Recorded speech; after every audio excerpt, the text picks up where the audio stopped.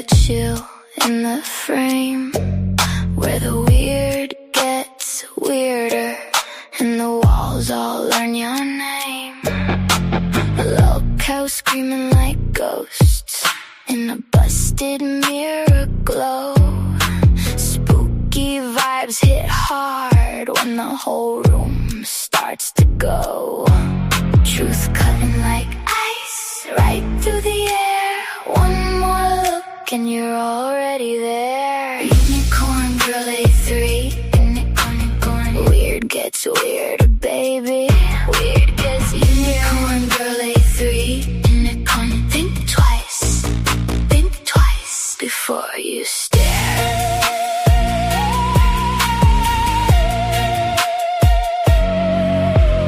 Night got teeth in it, and it bites your pride. Every clip, come back with a cold eye on the ride. Those covetts, yeah, they stay in your chest. Make your pulse go hard, make you second guess the rest. Truth cutting like ice right through the air.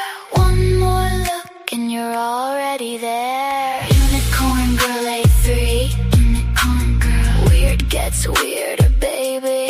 Weird gets weirder. Unicorn girl A3. Unicorn. Think twice before you stare.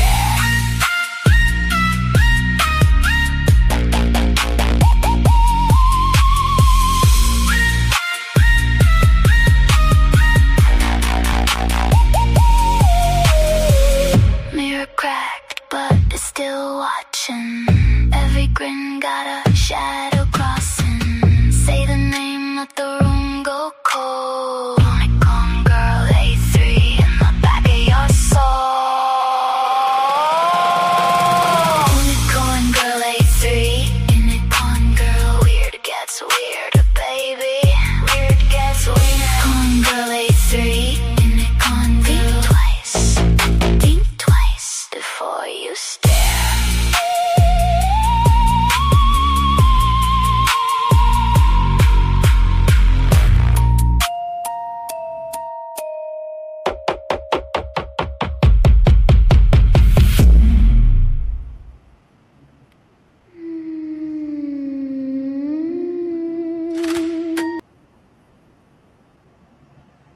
Welcome in, spooky followers.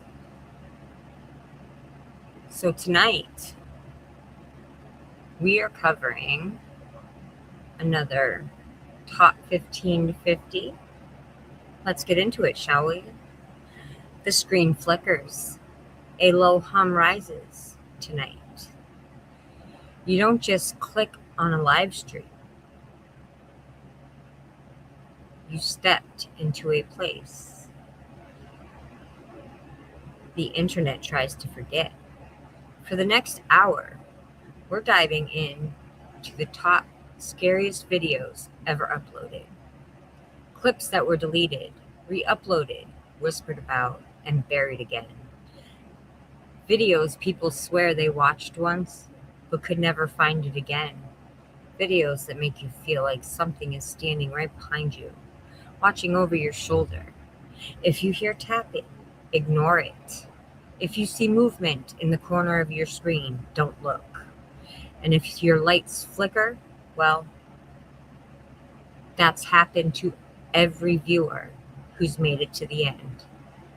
These aren't jump scares. These aren't pranks. These are videos the internet regrets creating.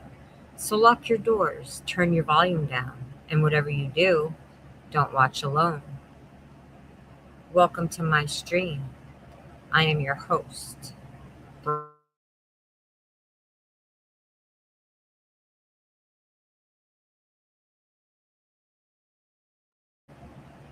Hope you stay around for the entire ride. Hey, Queen of Karma. Welcome in, love. Yeah, right? Spooky.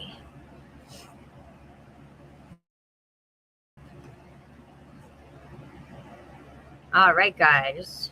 Here we go. A girl gets dragged under her bed, and later her mom finds a doll under there. It seems to breathe. A vintage doll in a bar keeps setting off motion. First a stool falls over, and then the doll itself shifts on camera. And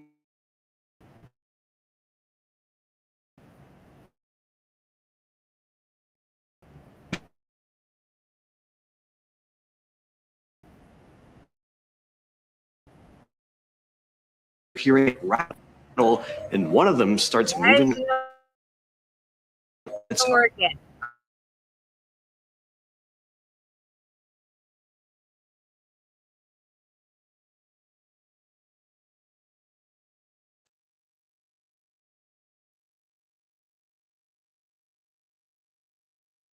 And this happens. Something starts to drag her underneath. Luckily, Mom hears the screaming and comes in to get her.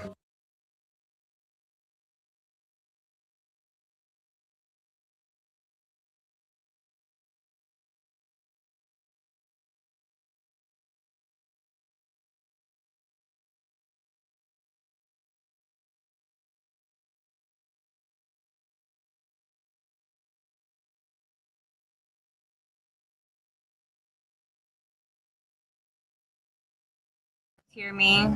Can you hear me now? Hopefully you can hear me. I think, and let me know if you can, yeah, we're on a storm alert again. For fuck's sake, I'm telling you what, Mother Nature is going through fucking menopause and has bipolar because the bitch can't make up her fucking mind. It's driving me insane.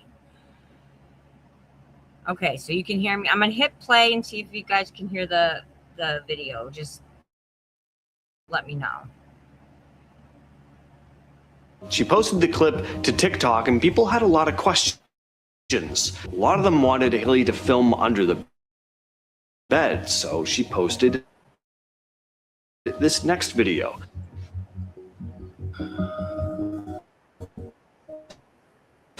Is dead. Not only was she okay, and you can see it. You can see it and everything because I can see it through my phone. So because I have the chat open on my phone. So hopefully the rest of you can see it. Oh, what a fucking day! What a fucking day! Moves. It's almost like it's letting out a breath.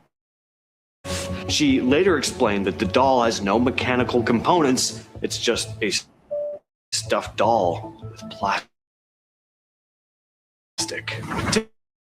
TikToker My Name is Ricky Bobby's been having an issue with a creepy vintage doll. This video was shared back in June. He wrote, "This was recorded. Barstool just read the only time he's..."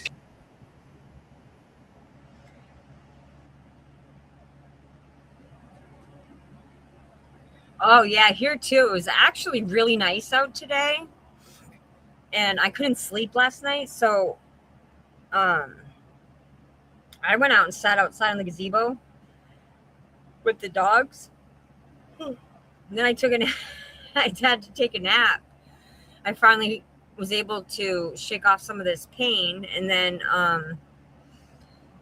was watching Azria for a little bit, and then I had to stop and come over here. But it was a pretty calm day, I'd have to say. The kids had fun. They went down to the park. They went to the public pool. They had a good time. My youngest is spending the night at a buddy's house, so I'm free to talk. So unfortunately, we don't see what made him grab the camera and start filming initially, but then this happens. Now, could this just be a case of gravity doing the work and the doll just kind of slightly shifting position? I mean, sure, but taking the bar stool falling over into account too, hey, does make you wonder. This video was uploaded to the YouTube channel World Paranormal. Bobby Bars said he was just hanging out watching a movie when he started to hear his cabinet door moving, as if something was pulling on it from the inside. He opens the cabinet, revealing a small doll collection inside. Then he starts talking to the dolls, which are supposedly haunted. Now, listen closely to the clips we're gonna play here. Can you hear a voice whisper evil as he opens the cabinet door? And then see if you can hear footsteps in this next clip.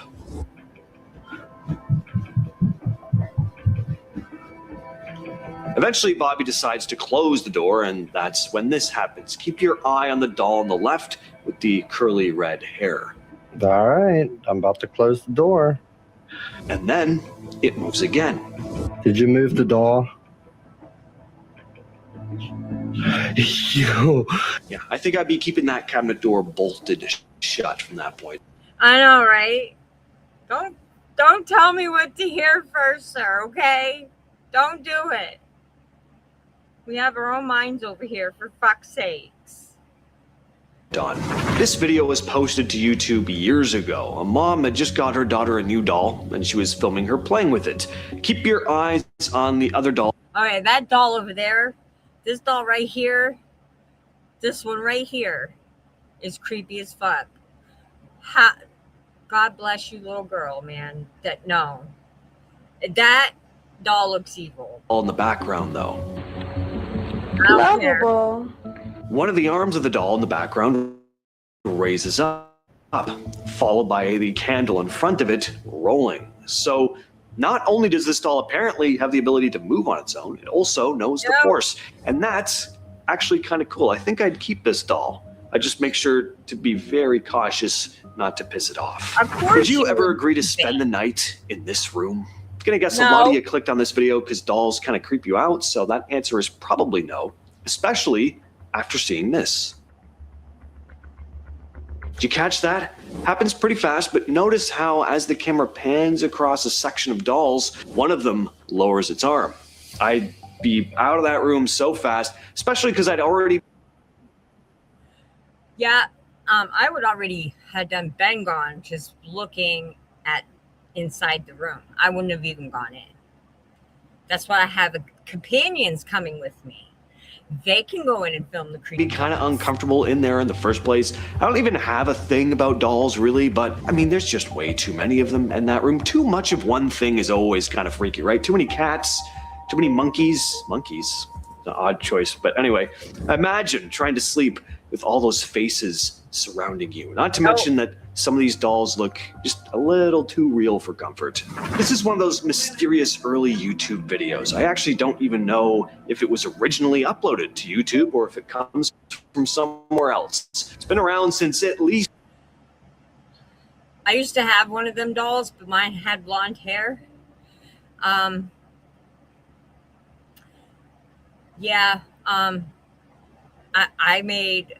I let my grandfather sell it at the yard sale that we used to have every year. The very, 2 weeks later. 2009, and here we see a girl holding a doll, talking to her friend behind the camera. I'm not sure exactly where this was filmed, but some have said Mexico. Anyway, everything seems fine and dandy before this happens.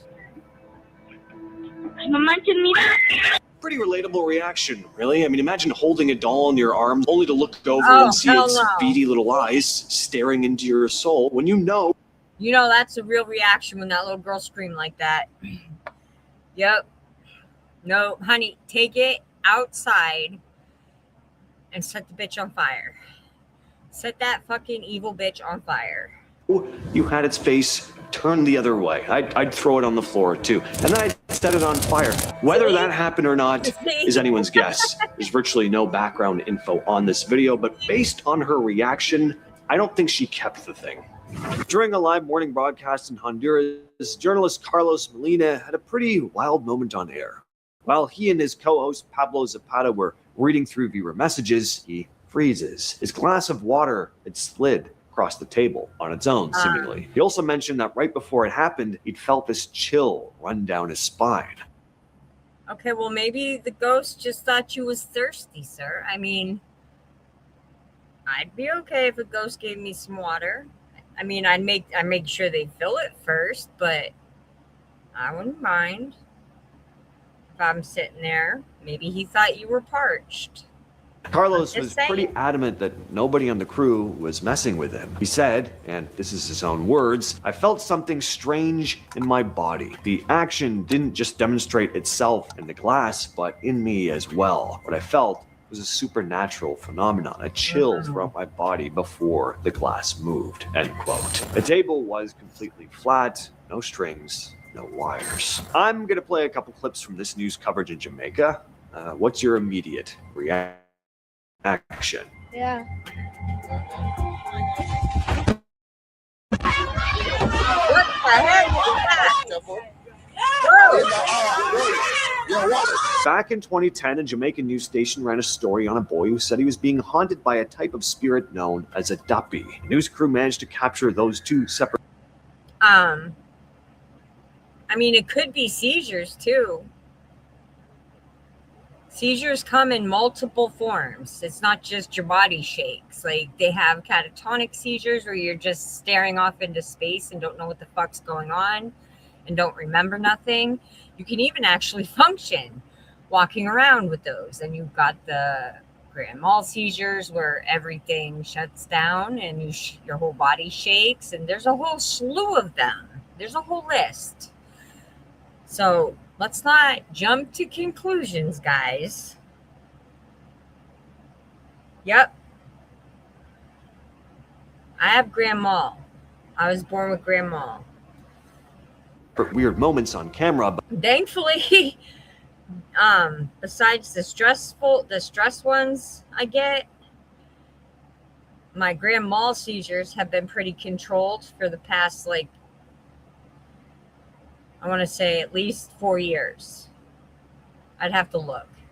this had supposedly been going on for a while. The boy and his family believed that he was being targeted by this dark entity, constantly tugging at him. When he got pulled back that second time, watch his legs. Well, okay, well, maybe not. One of them is up in the air as he's moving backward. Then his mom rushes over and grabs him, and they do this. And then there's also the possibility that the kid's doing it for attention. I can kick my leg up. Well, I can't get it up that high, but I can kick it up. And still, he's only kicked the one leg up. Hey, Justin, how you doing, bud? Spinny, kind of like helicopter motion. Not impossible to fake, obviously, but it is a neat detail. This clip comes from a live broadcast of London Tonight. A strange, dark, shadowy shape can be seen floating by the road behind the reporter. It has a very vague shape, but almost looks like it could be a person crossing the road. Now, on its own, this probably wouldn't be a big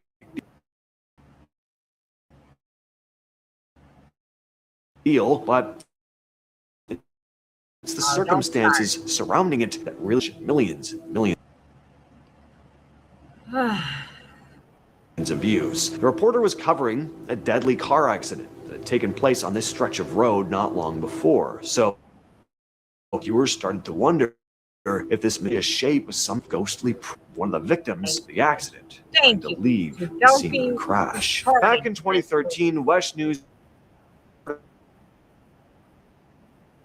Strange stuff had been going on there. Some of the eerie activity was caught on security.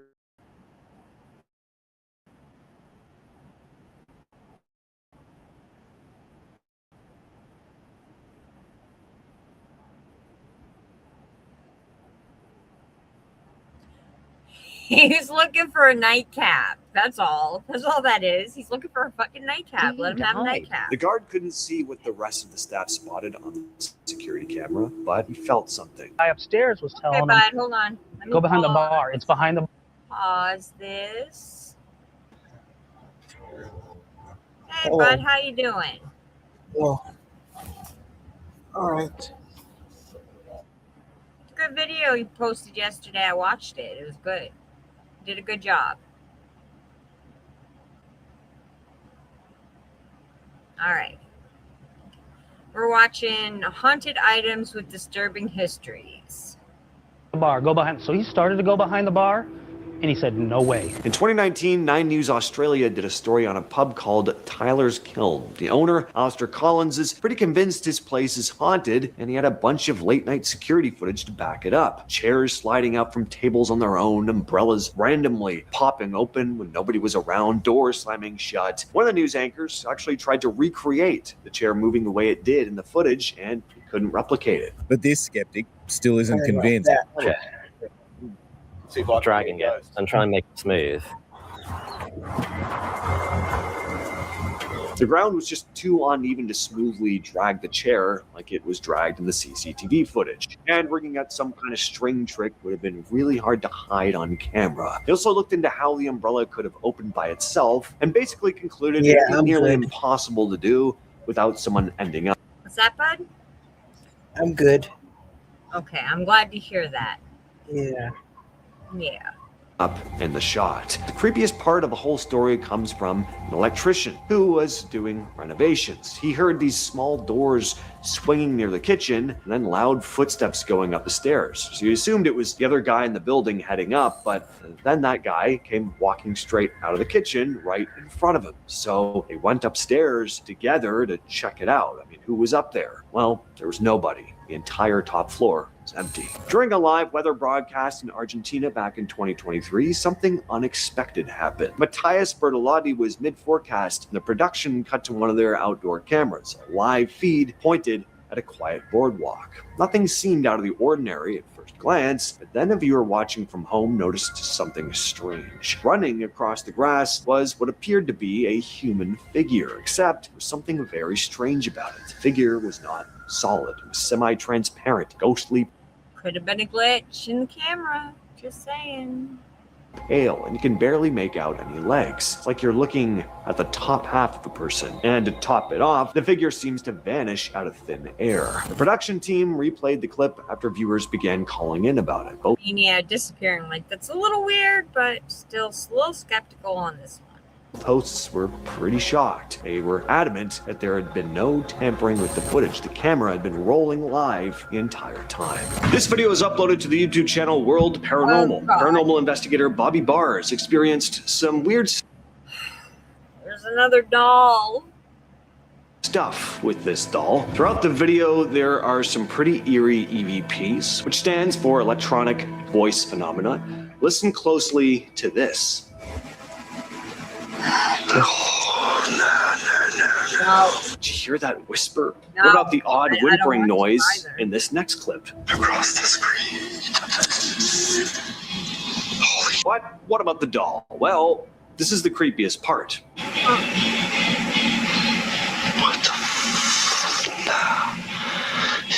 What do you all think of this one? Leave your thoughts down in the comments. This next clip was shared to YouTube by Jonathan's. By watching this, get me into the Okay. Halloween spirit. It's getting me into the Halloween spirit pretty soon.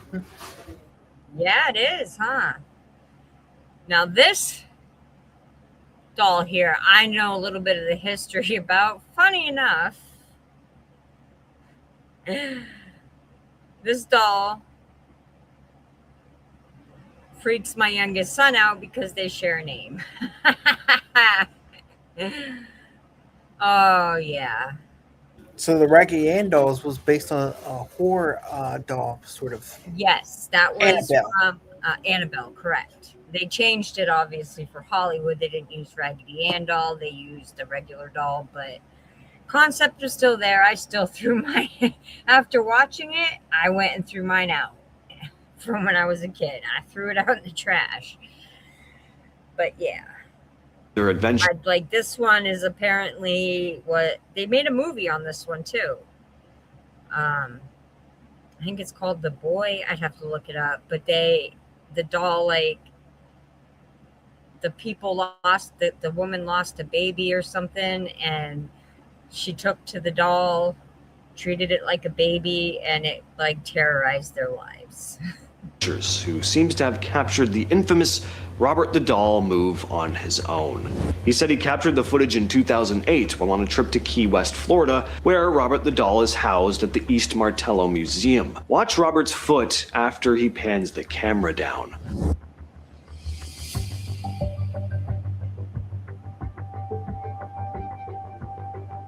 Now, that happens didn't very see it. fast and it's pretty subtle, so here it is slowed down a couple times.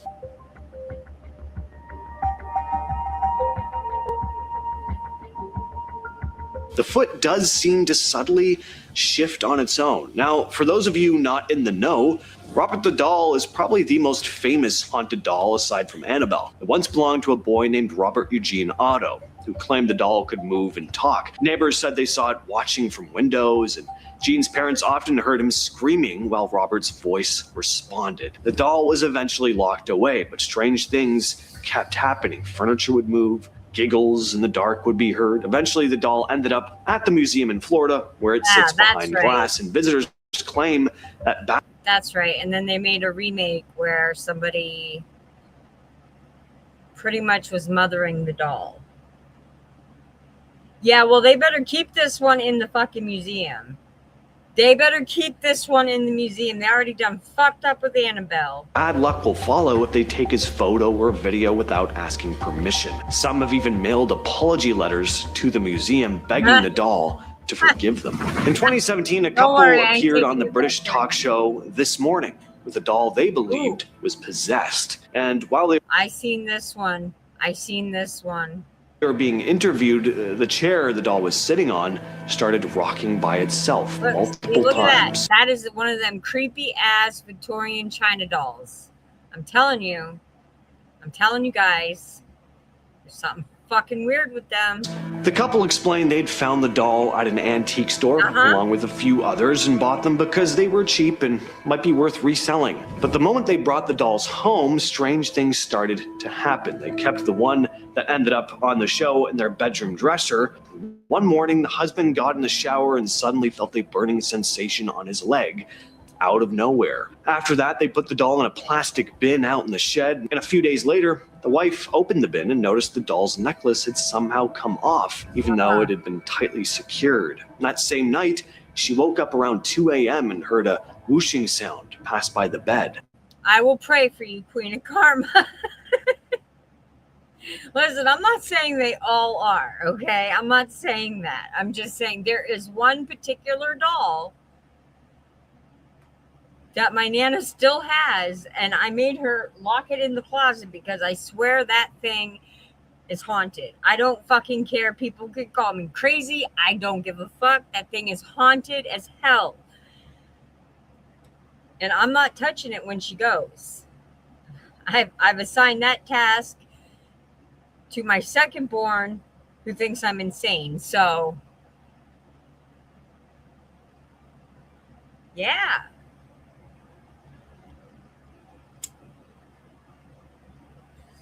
They can fuck with it. I'm not. And it's not coming with me. I'll sell it to an antique store. Oh, yeah, Justin, I know. I got 3 likes. I like my small little crowd. I'm able to keep up with the chat a little better. Almost like clothes were rustling, but nothing was there. They ended up selling the thing on eBay soon after this episode aired. Oh, I have all my watch hours, honey. I've been trying to watch all your videos to get you your watch hours. Because you need to get memberships and super chats. You need 500 subscribers and 3,000 watch hours. For AdSense, you need, I don't remember the amount of watch hours, but you need 1,000 subscribers for that. The Pascalita is a mannequin in a bridal shop window in Mexico. Yeah, I don't like mannequins either that have heads on them.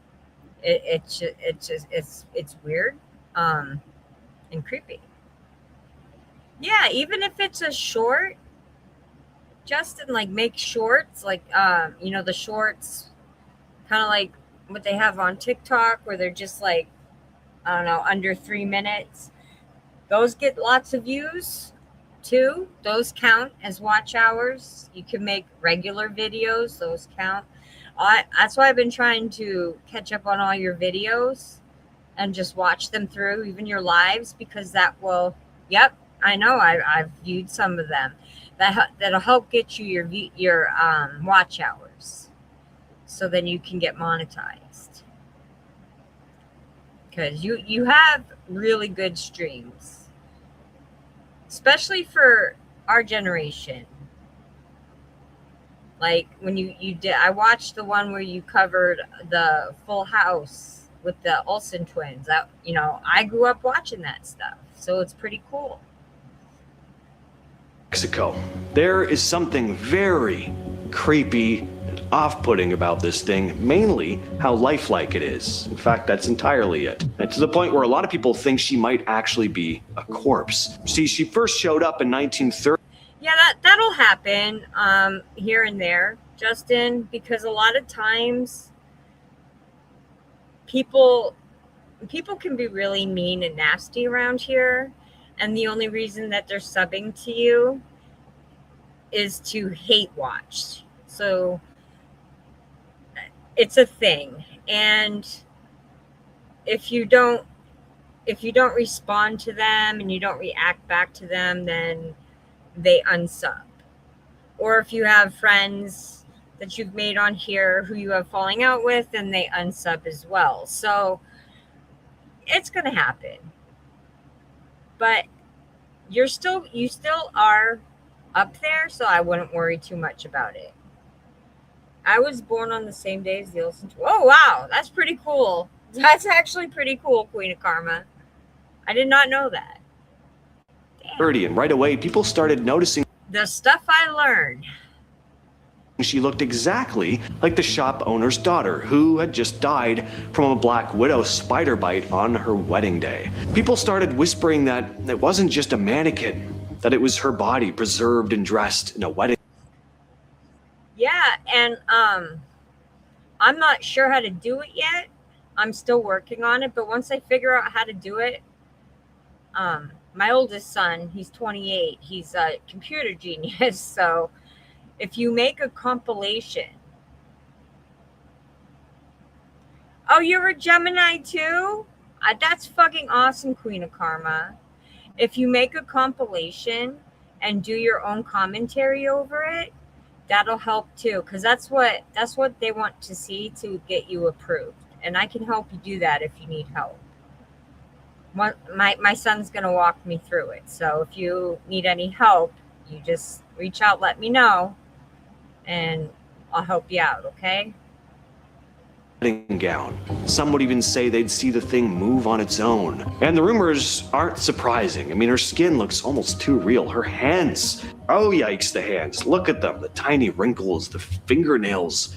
And always remember, because I sometimes forget, if you don't pause, like if you're doing a longer stream like I do, and you don't pause through it and give commentary, like talk about it a little bit, talk about what it is, or even just react to it like I am, that they'll stop your stream and it won't count for monetization. So you just gotta, like every 30 seconds to 60 seconds, just pause it for a few seconds and just be like, oh yeah, I remember these. You know what I mean? I'll help you. We'll get you there, bud. Why does a mannequin need to have hands with this much meticulous, lifelike detail? Some store visitors have said she moves slightly, and this just sends a shiver down my spine, but a few claim they've seen her dance in the window at night. And we're to start things off at number 10 with the Satanic Idol. This item was once housed at the Warren Occult Museum, and according to the Warrens, the idol is about as pleasant as it sounds. Now, Absolutely, Justin. I got you. I will help you. Yes. I'd like to see you do very well on your channel. Now, why does... I know that there is all kinds of proof that they were frauds, whatever. Cool. I'm not saying they are or they aren't. But they were right about leaving certain items where they housed them and not to fucking move them. Even the daughter wouldn't fuck with them. So why does nobody listen? Regardless of your opinion on these two paranormal investigators, the tale behind this object is pretty entertaining. So in Sandy Hook, Connecticut in 1991, a hunter stumbles upon something, a mysterious idol, just chilling in the middle of the woods. Feeling off about the whole thing, the hunter wisely decides to make a quick exit. But as he's walking away, a cloaked figure, an elderly man in black robes, shows up walking beside him. The robed man doesn't say a word, doesn't even glance in the hunter's direction. Just a silent, unsettling presence. Now, fast forward to paranormal investigators Ed and Lorraine Warren. The hunter reaches out to them, feeling the need for some supernatural expertise. Ed and Lorraine follow the hunter into the woods. Lo and behold, they confirm that the strange object is no ordinary artifact. It's an idol used in satanic rituals. And that was turned into a movie as well. I don't remember which one. Hey, listen, they may have been. That doesn't change what the fuck these things are. Sorry. One of the Conjuring movies is actually about this actual fucking thing right here. So they decide to bring it back to the occult museum. Within just a couple days, though, things got even weirder. Ed finds Lorraine curled up in a fetal position in their driveway. She's completely unresponsive, and it's baffling even to the doctors who tend to her. Ed claimed it was the work of the cloaked figure, a supposed satanic high priest. According to him, this figure sent a warning message by unleashing some mysterious force upon. Yeah, apparently in the movie, a priest broke his vow, had a kid, the kid was evil, he tried to lock it up, the thing ended up killing her, or killing him, and then they killed her and put her spirit in a thing, and that's what this one's based off of, I guess. I don't remember. I remember the woods, and the weird house, and the weird looking satanic damn creature. On Lorraine. And at number 9 is the mirror. In this story posted to Reddit by user Coffee and Jesus 1986, she tells of a mirror that seemed to bring misfortune to her family wherever they. Oh, I hate mirrors. I really do. And not for reasons he's talking about. I just hate them in general. Went. She writes, "We had a mirror. I have no idea where we got it. It was fine before we moved. But when moving from our first apartment, a friend who dropped it and cracked it ended up with prostate cancer. We moved." Okay, that's a superstition. Okay, you don't get 7 years of bad luck. A guy was probably already working on that issue. I mean, come on now. Moved it with the crack still in it and hung it up. Everything went wrong. I had a miscarriage. My husband lost his job. I got sick. We decided to pack up and move. Yet again, everything went wrong. Miscarriage. Lost 3 family members. It was horrible. Final place we moved with it, hung it up, ended up being a cockroach motel. And yet again, everything went wrong. It was like bad with bugs. Why luck you gotta kept show the following damn us. Got rid of that blasted mirror and half our roach-infested belongings. No problems, 6 years and counting. I haven't told anyone about that stupid mirror. It was bad luck, and nobody can convince me otherwise. Interesting story. As for the mirror having belonged to an evil. Yeah, I'm working on it, bud. I'm working on it. Kid gives me a lot of issues. I don't know why. Every time I try to play something, StreamYards and Kick don't get along. I don't know. But I am working on it, bud. I'm trying.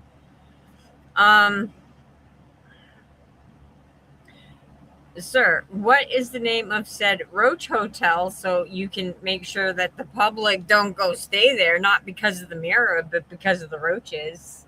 Evil person, we don't really know that, as she didn't know where they got the mirror, but if you do believe in cursed objects, certainly seems like this mirror falls under that category, and cursed objects are rarely a sign of a friendly original owner. Number 8, the Codex Gigas. The Codex Gigas, also known as the Devil's Bible, is a gigantic manuscript believed to have been penned. Yeah, it's pretty good thing. Yeah, you're probably going to do live streams on YouTube still. Oh yeah, for sure. Yeah. Do my spooky stuff over here, yes. Because between 1204 and Yeah, I don't know what's wrong with it. I don't. We've been having a lot of bad weather in my state. I don't know if that has something to do with it, but every time I can barely log on You're still just gonna to go. watch. You're still gonna go live on YouTube still. Huh. Oh yeah, of course, No. of course. I have been pretty much every night. Yeah.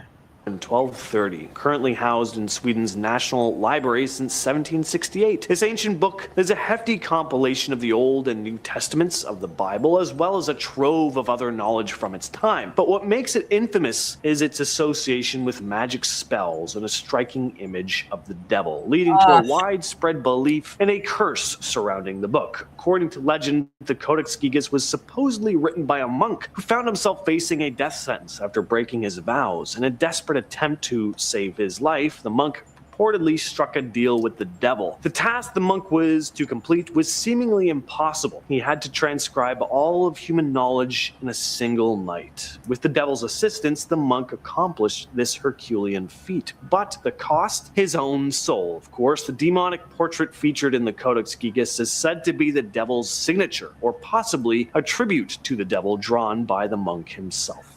Why do I feel like that was a movie too? This book is believed to hold a curse to this very day, with stories circulating the misfortune befalls That nobody should be touching the thing. Nobody should be touching it. those who possess or interact with it. Next up on the list, we have the cursed phone number. So this is a peculiar story linked to the Belgian phone number 359-88.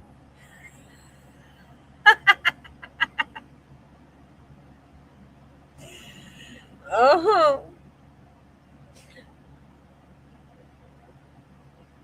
I wonder if anybody was dumb enough to call it.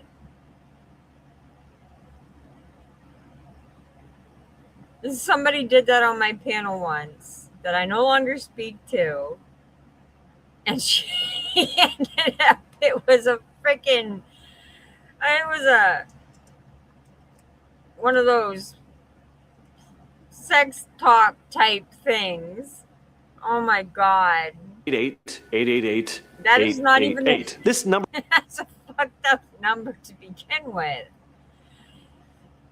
was active for 10 years before Please nobody call that number because it's probably just a hoax. being disconnected. The number passed through the hands of 3 successive owners, and all of them met untimely deaths. The initial owner got cancer, and the subsequent 2 owners both died as a result of gun violence. The streak of untimely deaths actually caused the Bulgarian mobile phone company to suspend the use of the phone number, and that part is much stranger to me than the coincidental deaths. And at number 6 is That is strange because what do you say, a heart or cancer? A lot of people get that. It's sad. Yeah. The 2 with the pew pews, I'm gonna say that was probably just coincidental because that happens all around the world. I really don't think it's associated with a phone number unless the phone number was connected to some kind of drug lord or cartel or some shit like that. But I don't. I agree with the man. I think it's more strange that they decided to just not suspend that number altogether. That's fucking weird. Like, why are you doing that? Were you the reason behind it? At least the pew pew part? Because that's weird. the cursed car. So either the car in this story was cursed by some malevolent spirit who Christine. Everybody remember the movie Christine. That bitch was out for vengeance. really wanted to harm whoever was driving it, Yep. or the car just wanted to end it. You be the judge after you hear the story. Undead Gorgeous posted this story to Reddit, writing the following. My mom had a red Camaro. Yes, Christine, jokes were made. That was literally cursed. Someone crossed 3 lanes of traffic and hit her while she was driving. She fixes it. Someone else driving the wrong way down a one-way street hits her dead on. She gets it fixed again. I don't mean to laugh. My Nana I was talking with her last night and she told me a story. I don't remember the brand of car she said it was. They bought it used. It was like a second car because they always bought brand new cars. They got a second car because my mom and my uncle were at the age where they were learning how to drive and they didn't want them driving the brand new ones. Well, my grandmother could never get the damn thing to go in reverse. It would not go in reverse. They took it to the shop. They could, nothing. They couldn't figure out why. So they were like, fuck it, we're just going to sell it. Some people really liked it, a mother and daughter trio, and they get in the car, they paid for it, and put it in reverse, and the takes off with the car. So that's why I'm laughing right now.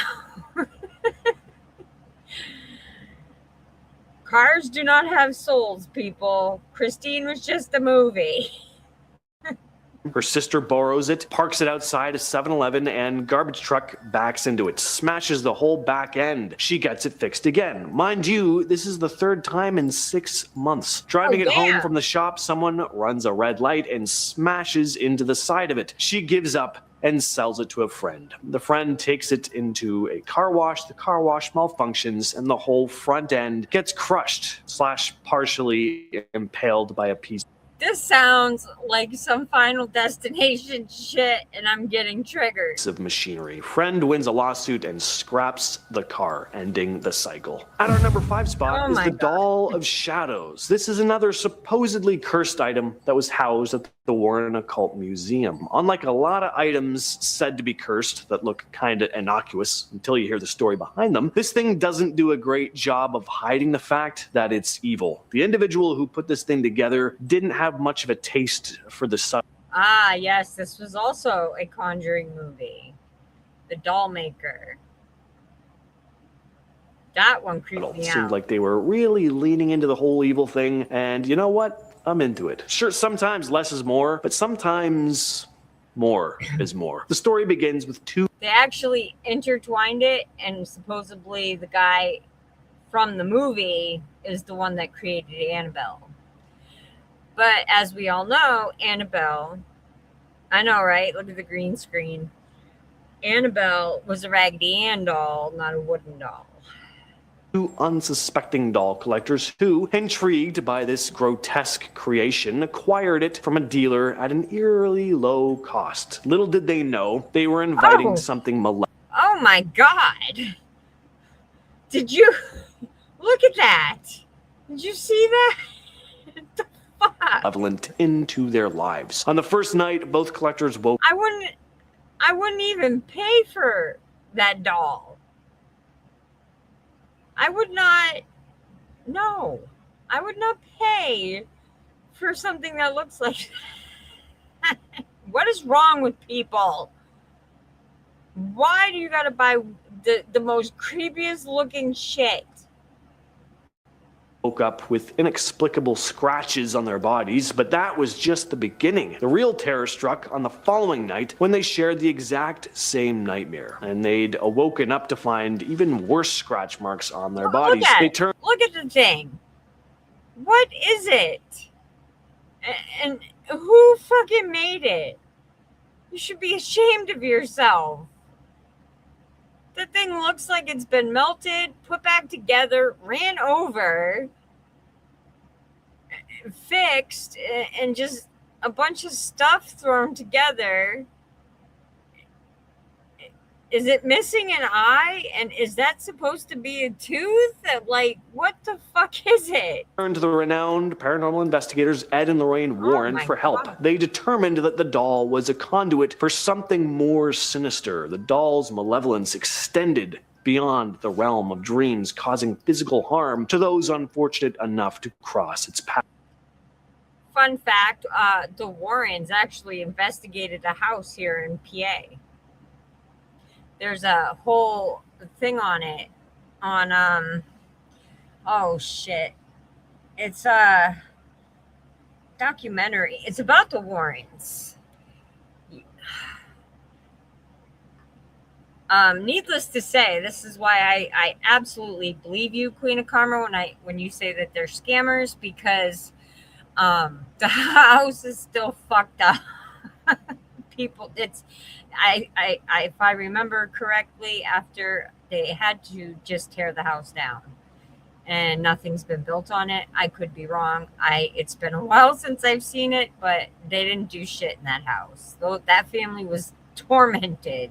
Ed Warren famously stated that the Doll of Shadows had been known to stop people's hearts while...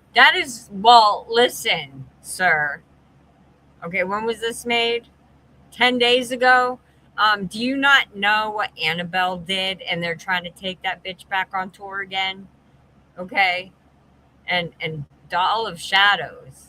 That is not a Doll of Shadows. That is like your brother got pissed at you and put it in the sun with a magnifying glass, and then it got run over and just tried to be thrown back together.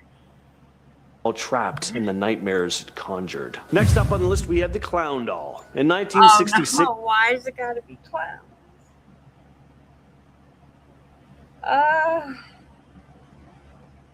A man in California stumbled upon a creepy clown doll Fuck you. at a collector's sale. The collector practically forced Fuck you, collector man. it into the guy's hands, blabbering about needing to get rid of the thing. It supposedly belonged to a man who had taken the life of his own mother. Why someone would want to bring something like that into their house, regardless of any paranormal beliefs, is beyond me, but I digress. Weird stuff started happening in the guy's place. The doll's eyes seemed... What? What? Oh my god. I'm gonna have a whole stroke. to track him, and the air around it just felt off. One night, he could have sworn... that the thing looks off. That looks like Crackhead Joe from up the road. Or one of the crackheads in any city that you find dancing on the side of the road for entertainment. And they fucked up their makeup. He heard faint laughter coming from his living room where the doll was displayed. Of course... Oh, look. Did Lee buy it? He was the only one home, and stuff like this just kept happening. He'd find things sitting in places he didn't remember leaving them, and when he had friends over, they would describe having an eerie vibe about the doll as well. Even if I went to one of my friends' houses and they had anything that looked like any clown, I would not be going to their house anymore. I got quite a funny story because my second born is the family clown. Like, you know, you have class clowns. Yeah, that was my second born has a more dark and twisted sense of humor than I do. Knows I'm terrified of fucking clowns. And this is around the time I think the first It remake came out, and he decided, as me and my daughter were sleeping, she was still really little, and she was watching a movie with me and fell asleep, and I just left her. And I seen him coming, because I can sense when this motherfucker comes around. Yeah, I can sense. And he seen me. I just shook my head at him, like, don't do it. He put his hands under there, and he pulled my daughter. He whipped her out and woke her up, and she southpawed him. Mind you, he's like years older than her, and he just was dumbfounded. And he's like, where the hell did that come from? That was her left hand. I said, sir, she has 4 older brothers. What did you think she was going to do? You come up here with a creepy-ass clown mask. I said, get that shit out of here now. He said, or we're going to go in the street and box. You're over 18. Even his dog, usually fearless, refused to go near the thing. Sleep became a luxury. Dogs and animals, they fucking know. Pay attention to your animals. Yeah, she did, man. Queen of Karma, she fucking southpawed him.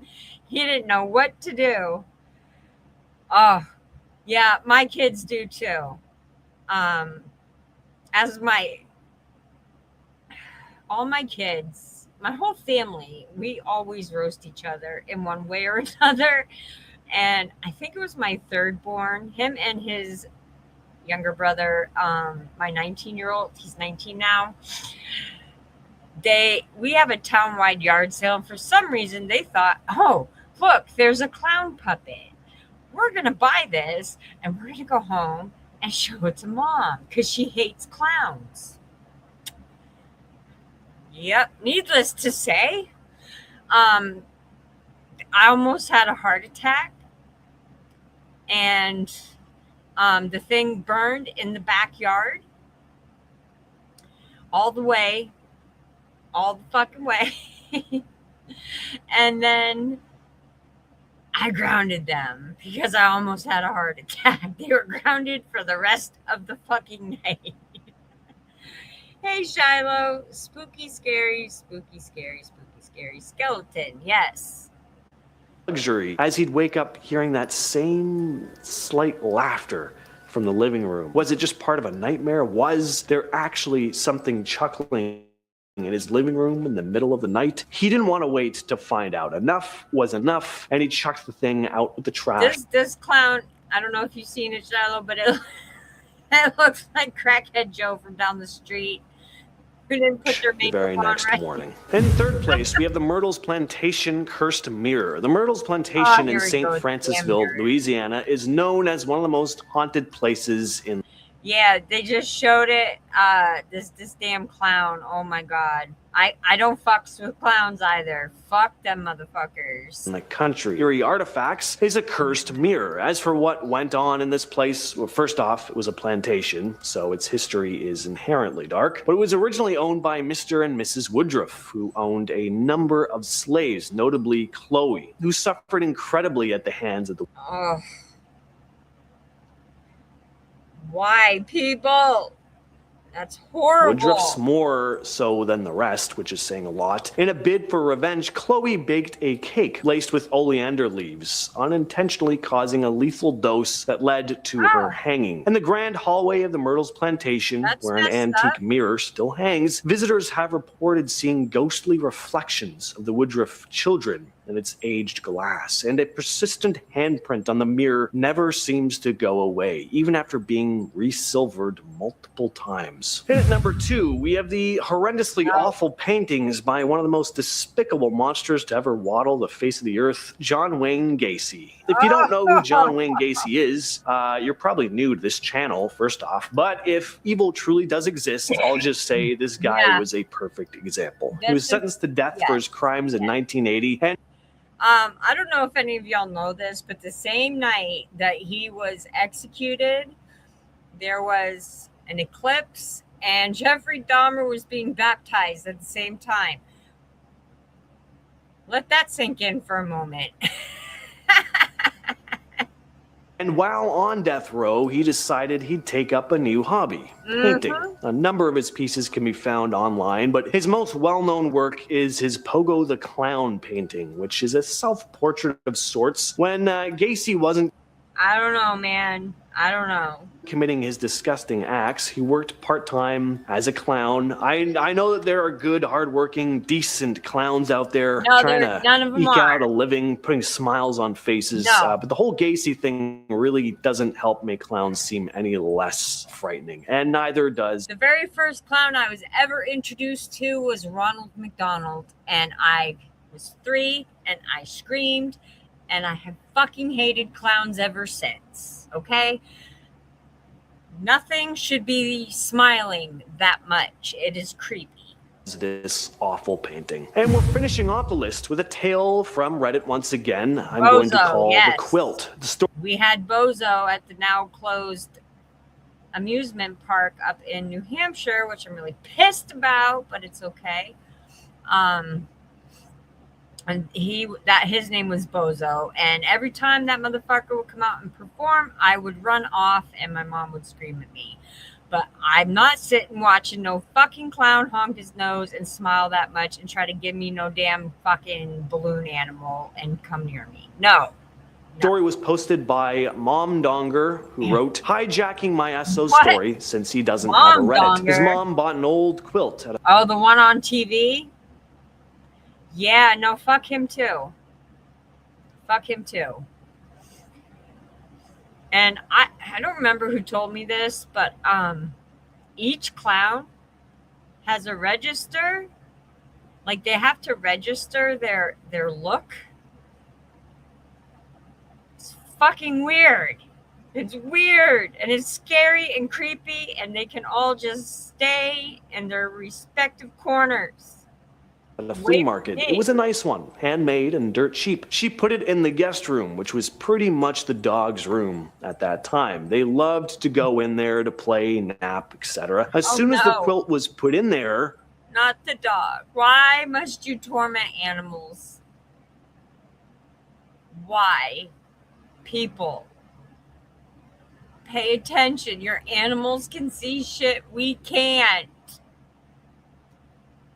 They stopped going in. They would stand in the doorway and growl and bark, something that's very out of character for both of them. Things would also fly off the shelves. You would put something up and then find it halfway across the room. Sometimes... That's like the terracotta warriors in Japan. None of the army men have the same facial structure. They're all different. Yes. Yep. They're every single one of them. Sometimes you could hear banging on the walls. One night, they had my SO's grandmother over. She had a bad back, so...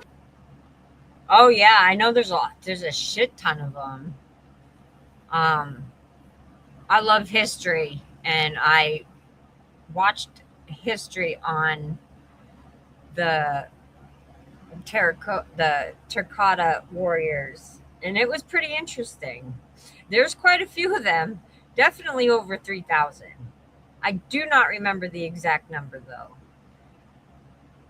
He gave her his bed since it was a better mattress. He slept in the guest room with the quilt. The next morning, he woke up completely covered in scratches. His mother eventually had a dream where her grandmother appeared by her bedside and woke her up. She told her, "Get rid of the quilt. You need to get rid of it now." Next morning... Yeah, listen to your deceased loved ones, and they're trying to give you a warning. Okay? Don't ignore them. She woke up and threw it away. Stuff stopped flying off the wall. No, I would have burned it. You don't just throw it away, because now some poor homeless person's probably going to come by the trash and say, "Oh my God, there's a quilt, and I'm going to take it so I have something to sleep on or cover up with," and it's going to happen to them. You should have set that bitch on fire. Paul's dogs returned to normal, never had a problem since, though sometimes the antique radio turns on by itself. At number 9 is Annabelle, a seemingly innocent doll with a history far more terrifying. No, I don't care. I still burn that fucking Raggedy Ann doll that I had as a kid this minute I seen this fucking movie. And Jigsaw's twisted schemes. The story behind this doll is a pretty creepy one. Donna, a nursing student, was gifted this malevolent puppet back in 1970, and soon... It's not a puppet, it is a Raggedy Ann doll. Do your research, sir. She and her roommate, Angie, were plunged into a nightmare. Cryptic messages materialized, urging them to, quote, help Lou. Lou, their friend, had warned them about the doll's sinister presence from day one. Desperation... Not a puppet, that's Raggedy Ann. Led them to consult a medium who assured them that Annabelle was just... All right. No problem. No problem, Shiloh. Agreed to let the doll stay. A grave mistake. When Lou stayed over, he awoke paralyzed, only to witness Annabelle's lifeless form climbing his body, ready to take the life out of him. Enter paranormal investigators Ed and Lorraine Warren, who unveiled the horrifying truth. See, the medium was deceived. It wasn't a young girl, but a malevolent demon inhabiting Annabelle. Today, the cursed puppet resides behind glass, a malefic entity forever. And see, this was posted 10 days ago, sir, so you probably don't know or didn't pay attention that they've already moved the bitch and took the bitch on tour, okay? Their first stop in Pennsylvania was to Gettysburg, and oh, thank you, Justin. So are you. You're very awesome too. The bitch made it so we couldn't use 911 for 2 hours. She held a bunch of prisoners escaped from Louisiana. Thankfully, they were all recaught. A plantation was caught on fire out of nowhere.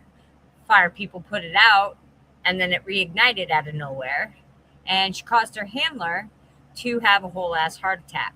So, again, as the Warrens may be scammers, the doll definitely is fucking twisted. Justin, you are fine, bud. You are always welcome up here. You know that. I am the awesome person. Yes, you're a very awesome person, bud. So now they're planning to take the bitch on the road again, young man, okay? So don't be giving me your bullshit. It's not a puppet. It's a fucking Raggedy Ann doll that needs to stay her ass locked up where the fuck they put her. And they told people that, and nobody listened. Contained, yet scoff at its power, and you may find yourself the victim of a sinister fate, And like the unfortunate did. motorcyclist who dared to mock the demon doll. If you're enjoying this video, Every state that they took her to, something happened. And now they're trying to plan a second tour. No. Keep that bitch behind the fucking box they stuck her in the fucking museum.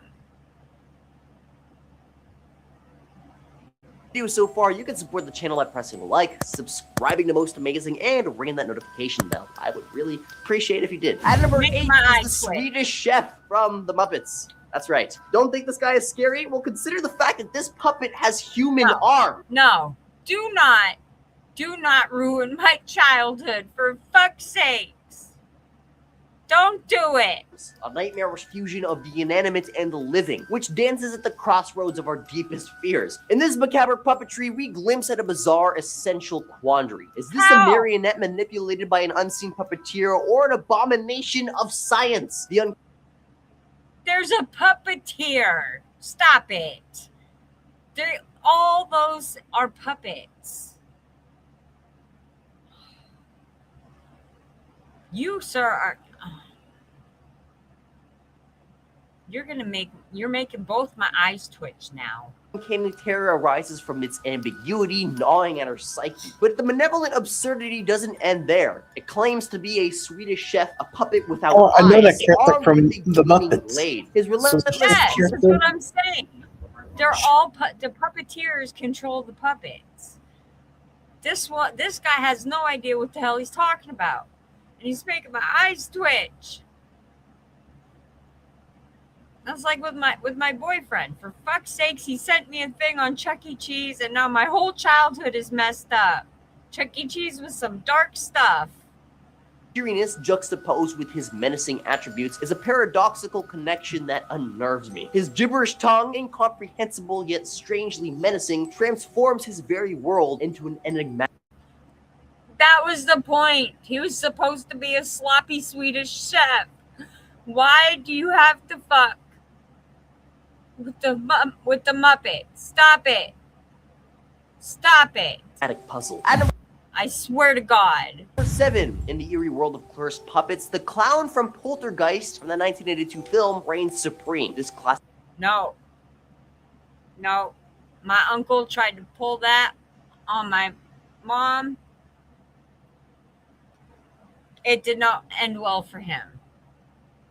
horror film is a treasure trove of supernatural oddities, but none quite as terrifying as this oversized, malevolent clown doll. It's like taking a masterclass in tapping That thing is creepy. Oh my into god. our primal fears, Why is its legs so long like that? the already unsettling visage of a clown and pushing it to grotesque extremes. But what makes it truly nightmarish is the unexpected twist. When those spindly, elongated arms extend towards unsuspecting victims, morphing a lifeless toy into a malevolent This is a movie, sir.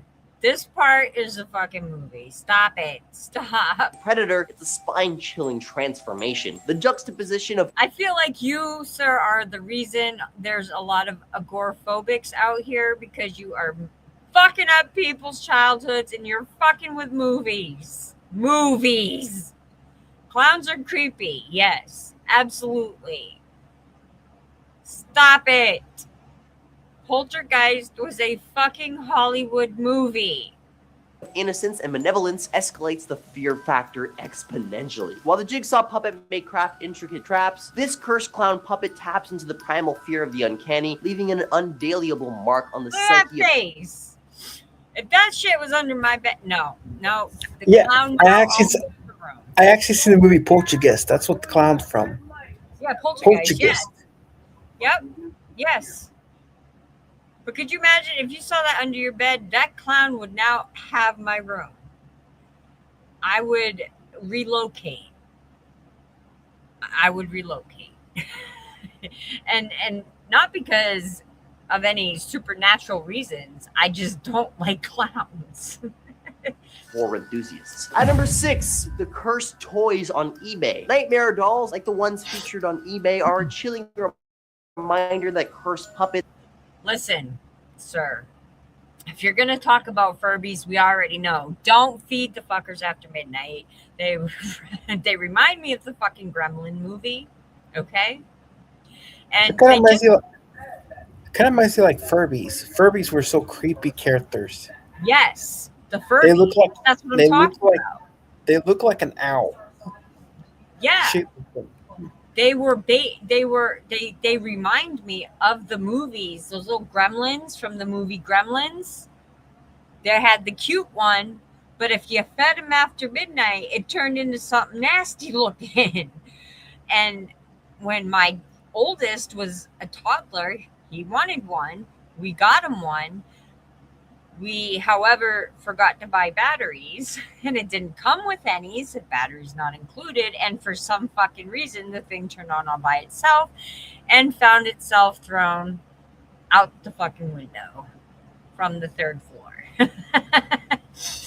He was not very happy, but we did replace it, and it still was creepy.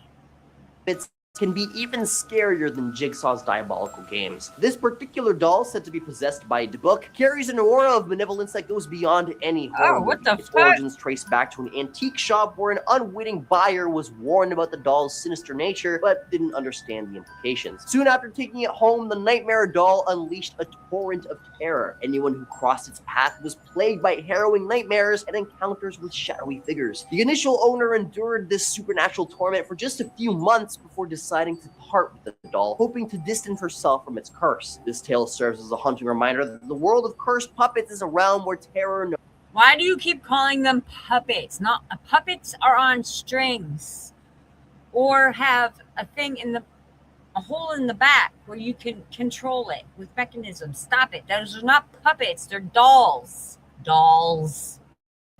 knows no bounds. At number 5, in the world of horror, the name Jigsaw often conjures up spine-tingling images of elaborate traps and moral dilemmas. What if I told you there's a cursed puppet scarier than Jigsaw himself? Enter Fats, the Yeah, that little clown-looking weirdo Jigsaw on the bike. Do you want to play a game? No, I don't want to fucking play a game. I want you to drive your little tricycle thing off a bridge. sinister ventriloquist dummy from the 1978 film Magic, portrayed by none other than Anthony Hopkins. Quirky, a mentally troubled magician, finds fame and notoriety through his ventriloquism acts with Fats. However, it doesn't take long for the malevolent nature of this wooden companion to surface. Fats becomes a jealous and malevolent. Hey, Tasha. You missed the one clown that they show. For fuck's sakes, it looked like some crackhead you'd see in the city that fucked up their makeup. It was bad. It was so bad and creepy. This whole fucking this guy right now, this little, I don't know, this young guy, he's making my eyes twitch. He is literally trying to say one of the Swedish cook from the Muppets is fucking possessed and there was no puppeteer. Bullshit. Don't tell me. Stop fucking with my childhood. Entity, putting Corky's pursuit of love and sanity in jeopardy. What makes Fats truly terrifying is the unsettling blend of the supernatural and psychological horror. This eerie, lifelike presence of Fats, coupled with Anthony Hopkins' masterful... Yes. I think this story might have been where it came from. Don't quote me. I did try to do a little research on the cursed objects. I kind of skimmed it through this video because it was late. I couldn't sleep last night very well, so plus I was doing some other investigations, which I will DM you about because it's gonna blow your mind. But anyways,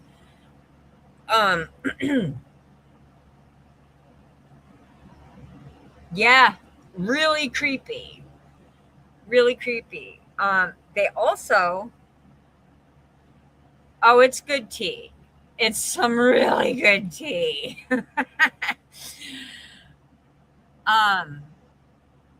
They did a whole, I think Tales from the Crypt did one like this, and so did, I think, Goosebumps. Yeah, I know Goosebumps has one based off of the original thing.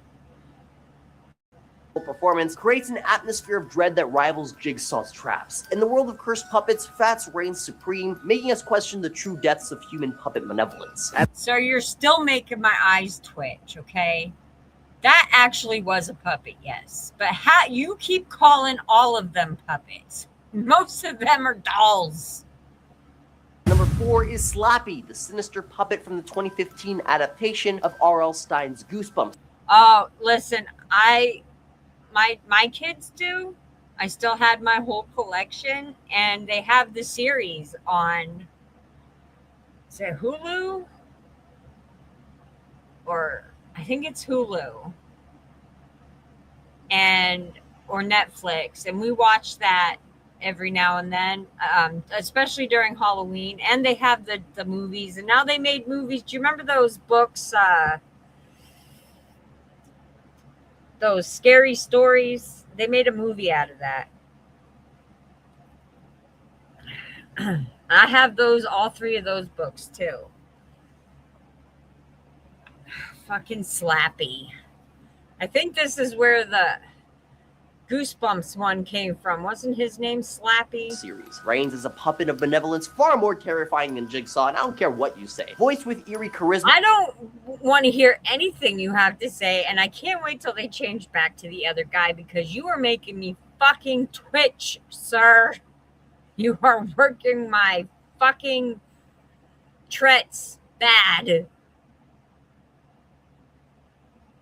Yeah, scary stories to tell in the dark. I have all 3 books still to this day, and all the Goosebumps, and my kids have read them all. By Jack Black, Slappy takes his puppetry to sinister heights, breathing That's the Goosebumps guy. Sir, that is a character from a children's story. Life into fellow monsters to sow chaos across the unsuspecting town. His twisted sense of control surpasses even Jigsaw's penchant for intricate torture. But what truly sets Slappy apart is his chilling vindictiveness. In a bone-chilling showdown, he inflicts harm upon his creator, Stein, portrayed by Jack Black as well. Slappy's brutality knows no bounds as he mercilessly crushes Stein's fingers in a typewriter, a vivid reminder that these cursed puppets possess eerie sentience and malevolence. It's a TV show and a movie. Please stop making my fucking nervous twitches. twitch harder. It makes them far more of a fearsome embodiment of horror than any elaborate contraptions. And number 3 is Billy from Dead Silence in 2007. Billy takes the concept of cursed puppets to a spine-chilling level. A puppet in Like, if I put my camera on right now, people would fucking mock me for fucking days because of this motherfucker. Like, I'm literally, everything is twitching. No, it's real. You just go. Oh my God.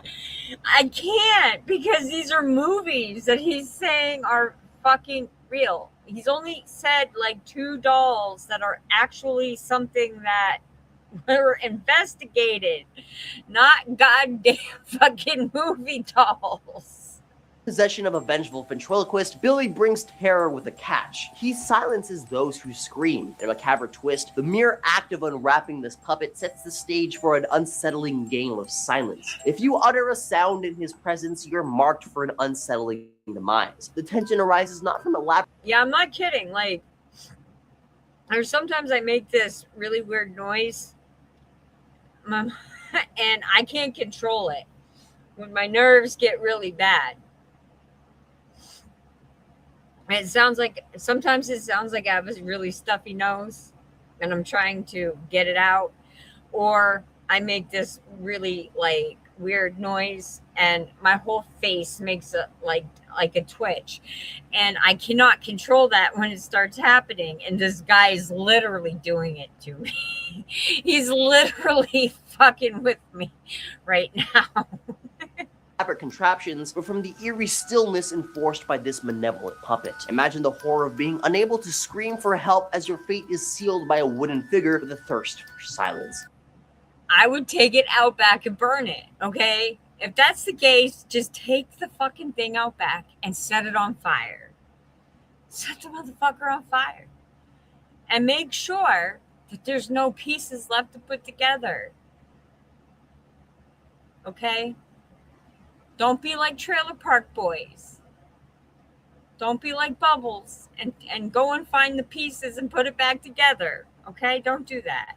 Billy, with this haunting simplicity, proves that sometimes the most straightforward horrors are the most spine-tingling. At number 2 is the puppet from FNAF. Imagine a world where inanimate objects come to life, fueled by an eerie, malevolent energy. In this realm of the uncanny, few things can rival the spine-tingling horror induced by this cursed puppet. The unsettling creations are not typical marionettes or ventriloquist dummies. They possess an otherworldly malevolence that defies our...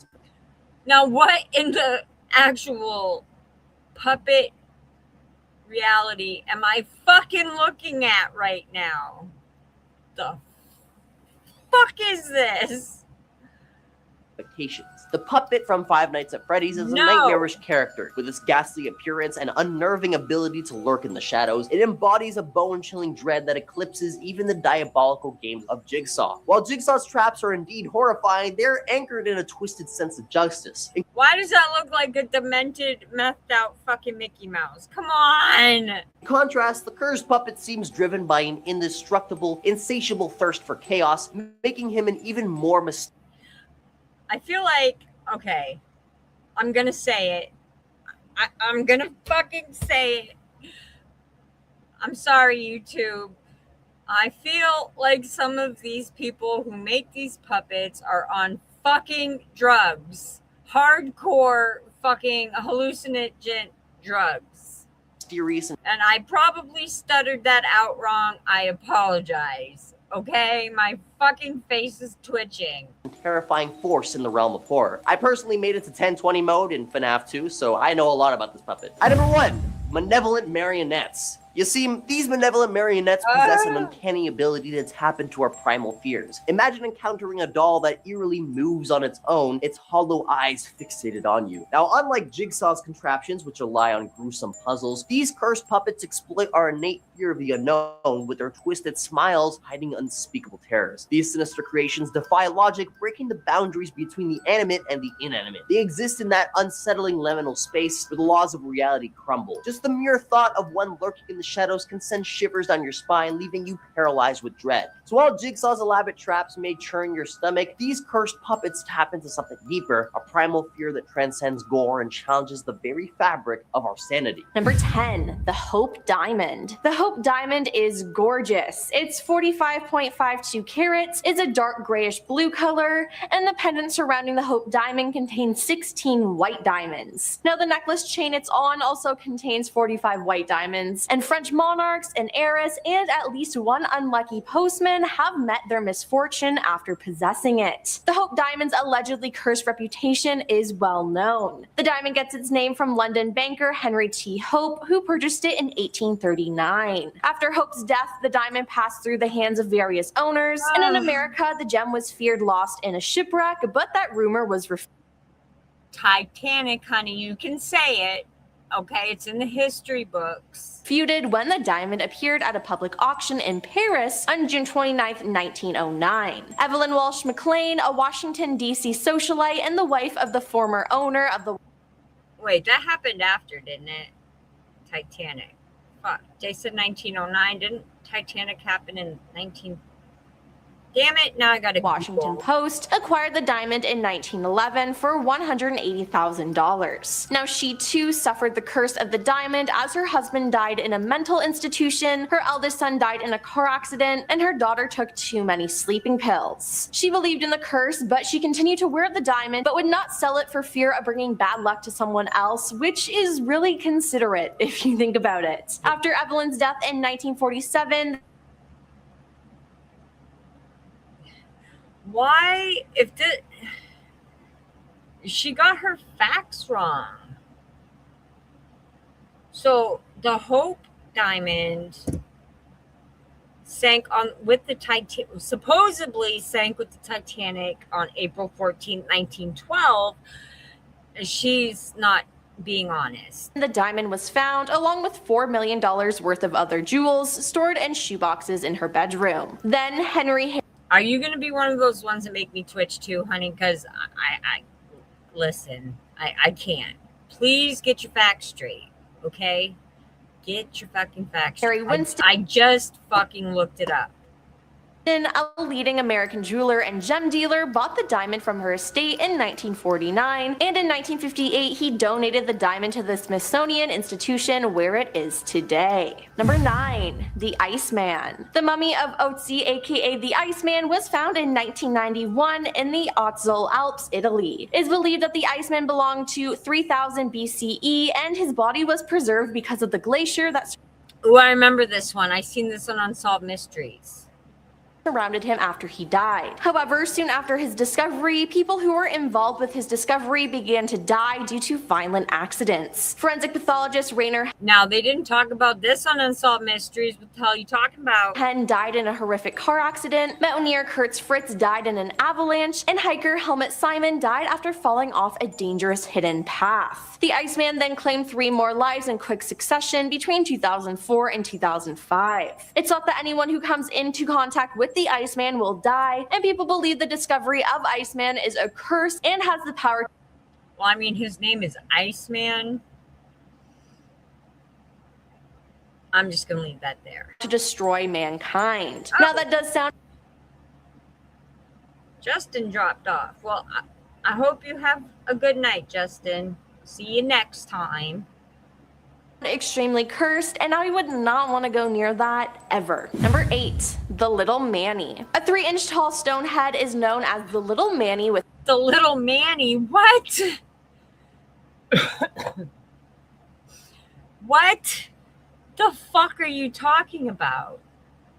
...his daddy's horns. What? Strange name. I know. After a cleaning lady stumbled upon it in a basement floor in Manchester, England, local scholars Tony Ward and Pat Ellison Reed explored the site and found evidence of a strange ritual. As Manchester Museum curator John Pragg said, it was around a circle of candle holders, and inside the circle they found the remains of chicken and hair bones, ivory counters used for scoring at billiards, and other offerings including a mother figure whose head had been broken off accidentally. Since the Little Manny looked a lot like a Celtic Stoneheads, everyone generally assumed assume that's what it was, but when it was displayed at the Manchester Museum in 1991, a visitor identified it as Namali, a type of figurine from Sierra Leone. While Namali is known to bring strong harvests and other good fortune, the little Manny seemingly brought a fair amount of bad luck to its British handlers. Manchester Museum staff members suffered car accidents, bike accidents, burglaries, broken pant zippers, and all other manners of trouble. Number 7. Cursed Maori warrior masks. Maoris are the indigenous people of New Zealand, and according to Maori tradition, the warriors carve and paint masks before a battle, and it is said if they die, their spirits live within the mask. The warrior mask is an important part of their tradition.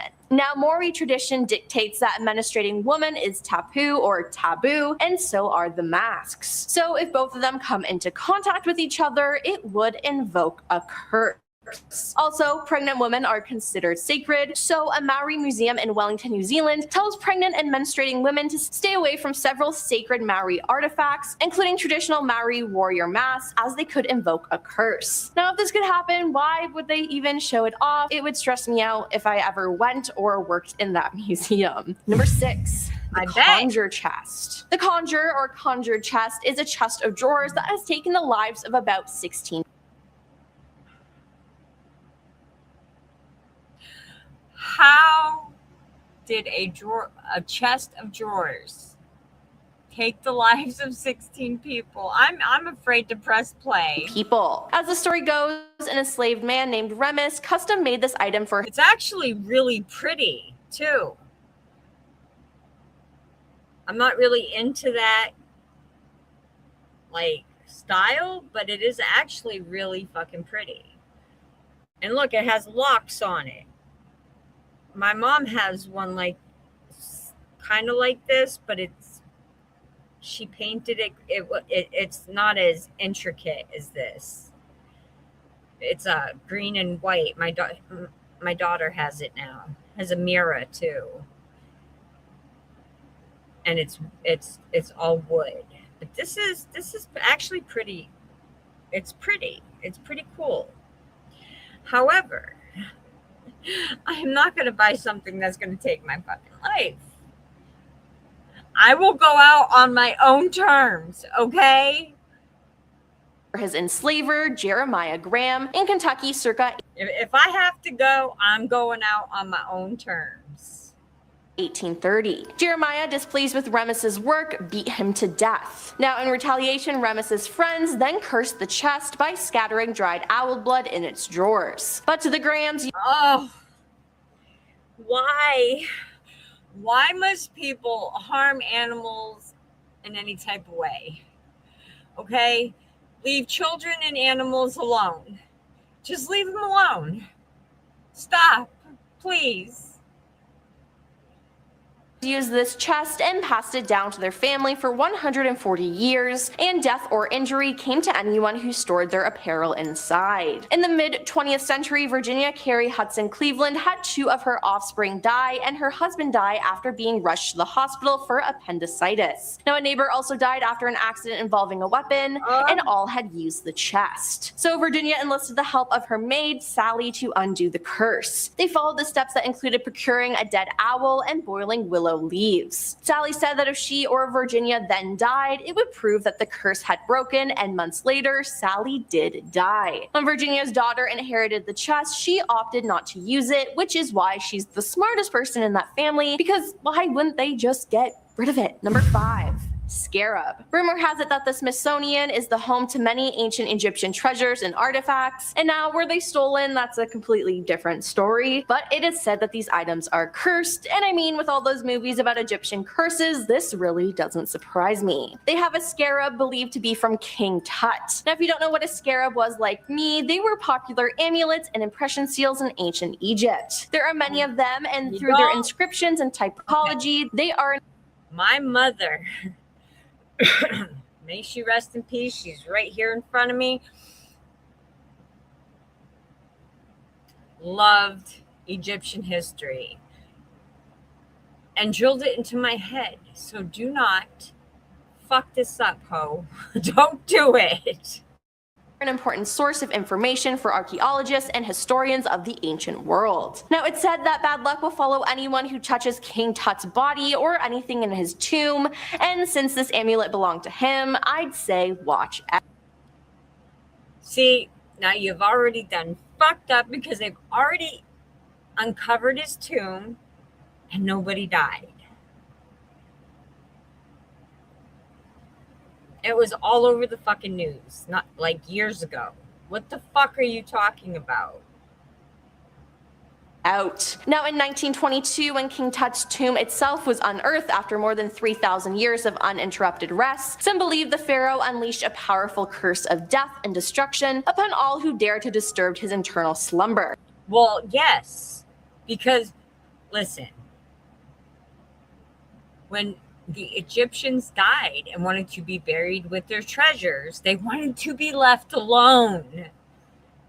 Like when there's Indian burial grounds and people dig them up to build houses and schools and hospitals and fucking highways, and you think that they're not being disturbed and they're not going to react.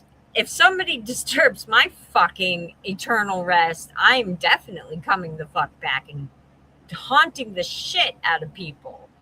So since this scarab belonged to him, it's believed to be actually cursed from King Tut himself, so I'd stay away. Number 4, Black Aggie. Black Aggie is the name given to a statue formerly placed on the grave of General Felix Agnes in Druid Ridge Cemetery in Pikesville, Maryland. Beginning with its installation in 1926, it was surrounded by many urban legends. That is a creepy statue. That is...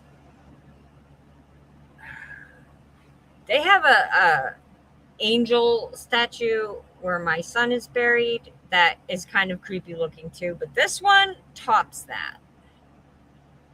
These included that the spirits of individuals buried at Druid Ridge would annually convene at the statue, that no grass would grow on the ground where the statue's shadow would lie during the daytime, and that the statue would animate itself during the night, whether by physically moving or maybe grass just doesn't grow in that spot. I mean, that does happen.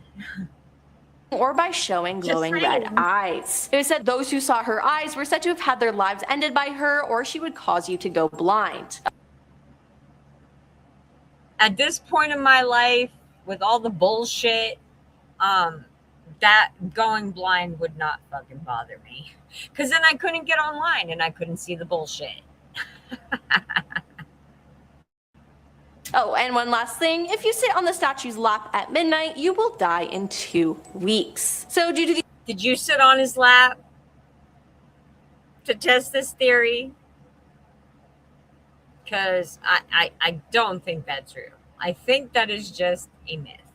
These urban legends, it led to much unwelcome attention towards the statue, and many people were caught breaking into the cemetery at night to visit it, and the pedestal was frequently vandalized. So in response, the Agnes family, disturbed by the attention the statue received, donated it to the Smithsonian in 1967. Besides these legends, there apparently are real stories about the statue taking people's lives. One man put a cigarette out on the statue, which is just disrespectful to begin with, and he was later found dead due to him getting shot in the head. Another man was found dead at the foot of the statue, and no one knows his cause of death. So if I were you, I'd stay far, far away from Black Aggie. Number 3, The Hands Resist Him. The Hands Resist Him is a painting by Bill Stoneham. It's also known as the Haunted eBay Painting. The painting is based off a real-life photograph of the artist from him around the time he was 5 years old. The painting depicts a young boy and a doll in front of a glass door with disembodied hands in the background. Now, a California couple found the painting in an abandoned brewery, but in February 2000, not long after they brought it home, they listed it on eBay with a warning to buyers. It said this painting may or may not possess supernatural powers that could impact or change your life. Now, let me just say, if something you're thinking about buying comes with a warning like that,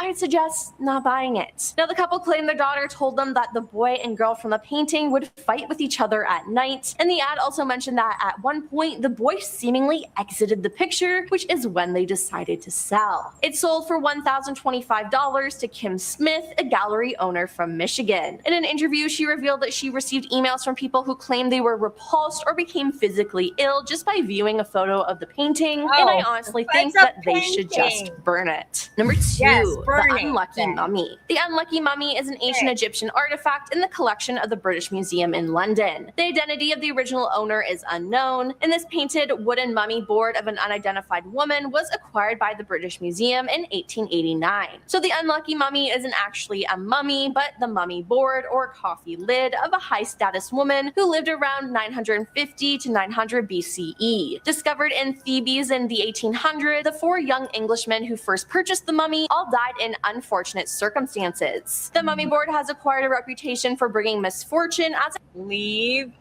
ancient artifacts alone. Yeah. Right? Fucking A. has been credited with causing death, injury, and large-scale disasters, such as the sinking of the RMS Titanic in 1912, thereby earning the nickname the Unlucky Mummy. The Unlucky Mummy has also been linked to the death of British writer and journalist Bertram Fletcher Robinson. He conducted research into the history of the artifact while working as a journalist for the Daily Express newspaper during 1904. He became convinced that the Unlucky Mummy had malevolent powers and died just 3 years later at age 36 years old. With a name like that, I'd stay away from it too. And coming in at number 1 is the Grand Grimoire. The Grand Grimoire, nicknamed the Gospel of Satan, isn't really a book I'd want to read, and I think a lot of people wouldn't want to read it due to this either. The book is said to be written by a man possessed by the devil. The 16th century book is known as one of the most terrifying occult books in existence. It contains dark incantations and instructions on how to summon demons and raise spirits from the dead. That last part might sound appealing to those who are grieving or suffering from loss, but this book's dark reputation makes it one of the most feared medieval manuscripts of all time. Even opening the book is... Now, I thought from earlier that that book they claim Satan claimed the guy's soul was the most evil book. So which one is it? Which one is it?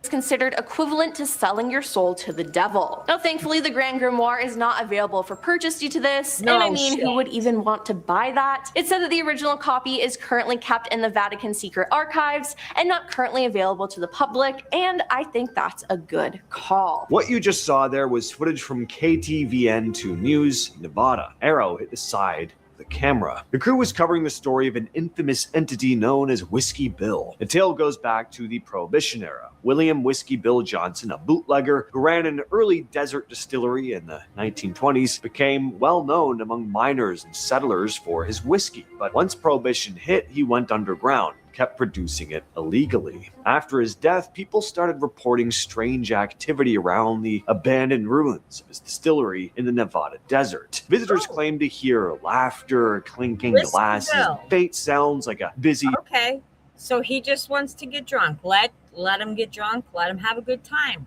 His name is Whiskey Bill for a reason, okay? Don't fuck with Whiskey Bill. Bar still operating long after it shut down. Some also report sudden cold spots, the smell of whiskey in the air, and arrows being fired out of thin air. This news crew captured... Because he just wants to get drunk in peace, and y'all aren't letting him. I got your back, Whiskey Bill. Some strange things as well, like sound. Kid you not, at one point of the evening, we heard what sounded like a big band from the 1920s playing on a gramophone. Who's going to play that? Shh. That's music. He also spoke to an investigator named Kelly Latham, who captured this eerie image. Yeah, and it's all to see if the paranormal activity appears right when the picture is taken. And sure enough, something did. On me. What? It's on me? No. This strange clip comes from an Albanian talk show. Not sure exactly what the hosts were talking about, because I don't speak Albanian, but given the upbeat music and the Amy Winehouse name drop, Amy Winehouse, altimi e solli këtu. I get the sense it's some kind of entertainment music type show. This guy I'm okay with. He does not make me twitch. Anyway, not long into the conversation, a newspaper sitting on the desk does something a newspaper isn't supposed to do unless there's a very, very strong gust of wind. Pjesa më e madhe janë pushim dhe po e shijojnë dhe një ditë mrekullueshme që është për jashtë. Wow. I mean, wow is right. That paper just flew off the desk. I mean, we're not talking about like a subtle movement here. If this had been filmed outside, I probably wouldn't have bothered throwing this on the list, but this is an enclosed studio. Even if someone had opened a door and a gust of air rushed in, you'd think the other papers on the desk would have moved too, even just a little bit, but no, all that flies away is that one newspaper. The host also picks it up to examine it. Doesn't appear to have a wire on it. Could it be a hoax, a prank on the hosts? Sure, but I'll let you decide. What do you think? Was this some sort of publicity stunt, or was something genuinely weird captured on live TV? I don't know, maybe a publicity stunt. Look, you people have me not being able to fucking pronounce words. During an episode of the Mexican morning show Sale al Sol, a psychic and clairvoyant, Mondi Vidente, was discussing angels and ghosts, spiritualism, I don't know, whatever it is clairvoyants ramble on about. Then suddenly, a piece of the set fell down. What freaked people out had more to do with when this happened in the conversation. As they got to talking specifically about supernatural, that's when the set decoration toppled down. And that wasn't it, because moments later, another set decoration appeared to rotate on its own, catching the attention of host Carlos Arenas, who immediately pointed it out. This led some viewers to wonder if this discussion about the spiritual realm had somehow set off the activity. Had the psychic accidentally summoned a ghost? Well, she thought so. After the broadcast, Vidente posted on social media that she'd sensed a, quote, powerful spirit emerge at the exact moment the objects began to move. Pounds each, you know, hands up, I bought them to resell. That chair's beginning to rock. Look at that. Who's doing that? Stop it. Who's doing that? During a 2017 episode of the British talk show This Morning, a couple were featured with their possessed doll. Throughout the interview, a chair the doll was sitting on began rocking on its own, multiple times. For some background, a couple had been out one day walking past an antique store when they spotted some old dolls in the window. They figured, hey, they're cheap, maybe we can flip them for a profit. So they grabbed a few. But the second these dolls came through the front door, weird stuff starts happening. They had one of them, the one they actually brought to the studio, sitting on the dresser in their bedroom. And one morning, the husband gets up, jumps in the shower, and out of nowhere feels this burning sensation on his leg. It wasn't the water. So they moved the doll into their shed and stuck it inside a plastic bin. A couple days go by, the wife goes out to check on it, opens the bin, and the doll's necklace is missing. When they put it in there, though, it had been wrapped up tight. And on the night before their appearance on the show, they had a weird experience in their hotel room. 2 o'clock in the morning, I woke up and heard like a swishing noise going around my side of the bed. You just played this one. She said it sounded like someone's clothing rustling as they walked by the bed. Of course, nothing was there. They ended up getting rid of that doll. Next up, we have the Kohinoor diamond. This massive diamond, originating from India, has passed through various hands, leaving a trail of tragedy and misfortune with those who have owned it, primarily men. A Hindu description of the diamond states, "He who owns this diamond..." Oh, another diamond, for fuck's sakes. My daughter is driving me crazy. Oh, I'm sorry, Queen of Karma. Oh, they do that. Trust me. That's why a lot of times I'll have to, you see how I have to mute constantly? Yeah. But I do it for my babies. I don't care. I do not believe in psychics and have wanted to deep dive video. Wanted to do a deep dive video. Do you believe? So yes and no. And here's why. Do I think people can predict what happens in the future? No. I myself can feel what other people feel. Sometimes it's like being they call that being an empath. Like how angry I get when I go up on AJ's The Rotten Strawberries panel is because I can feel all the bullshit. Okay? It's both a blessing and a curse. But at the same time, I do not believe that people can tell you what's going to happen in your future, and here's why I don't believe that. First of all, I think that's just a big money scam. Second of all, if you believe in God, you'll understand what I'm saying. I know some people don't, and that's cool. I don't judge people by their religion.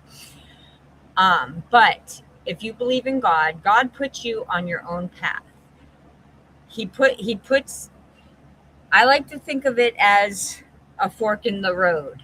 You go fuck up to the left, fuck up to the right, or go straight and not fuck up. That's just how I think about it. You know what I mean? So I absolutely think that would be a good deep dive scam for you to look into. Queen of Karma, because there are a lot out there, and they're sneaky with it.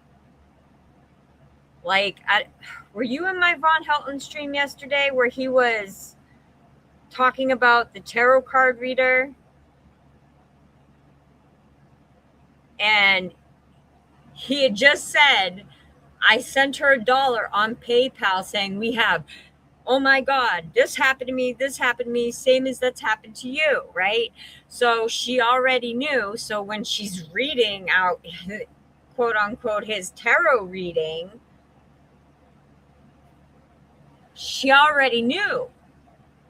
They trick you into telling you things.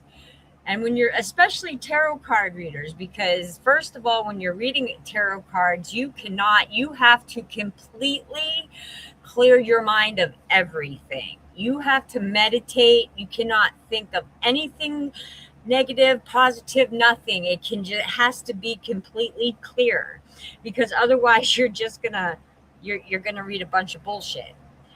And charging people for it is a scam, because it should be done for free.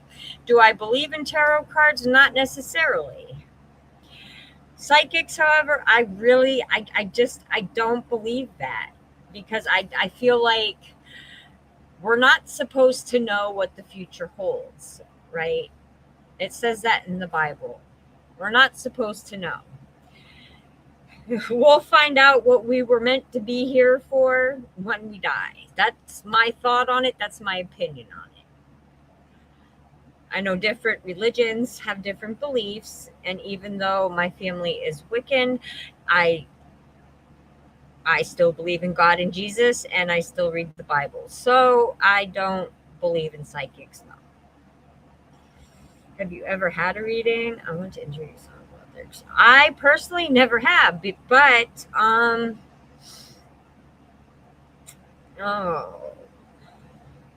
might know somebody who has.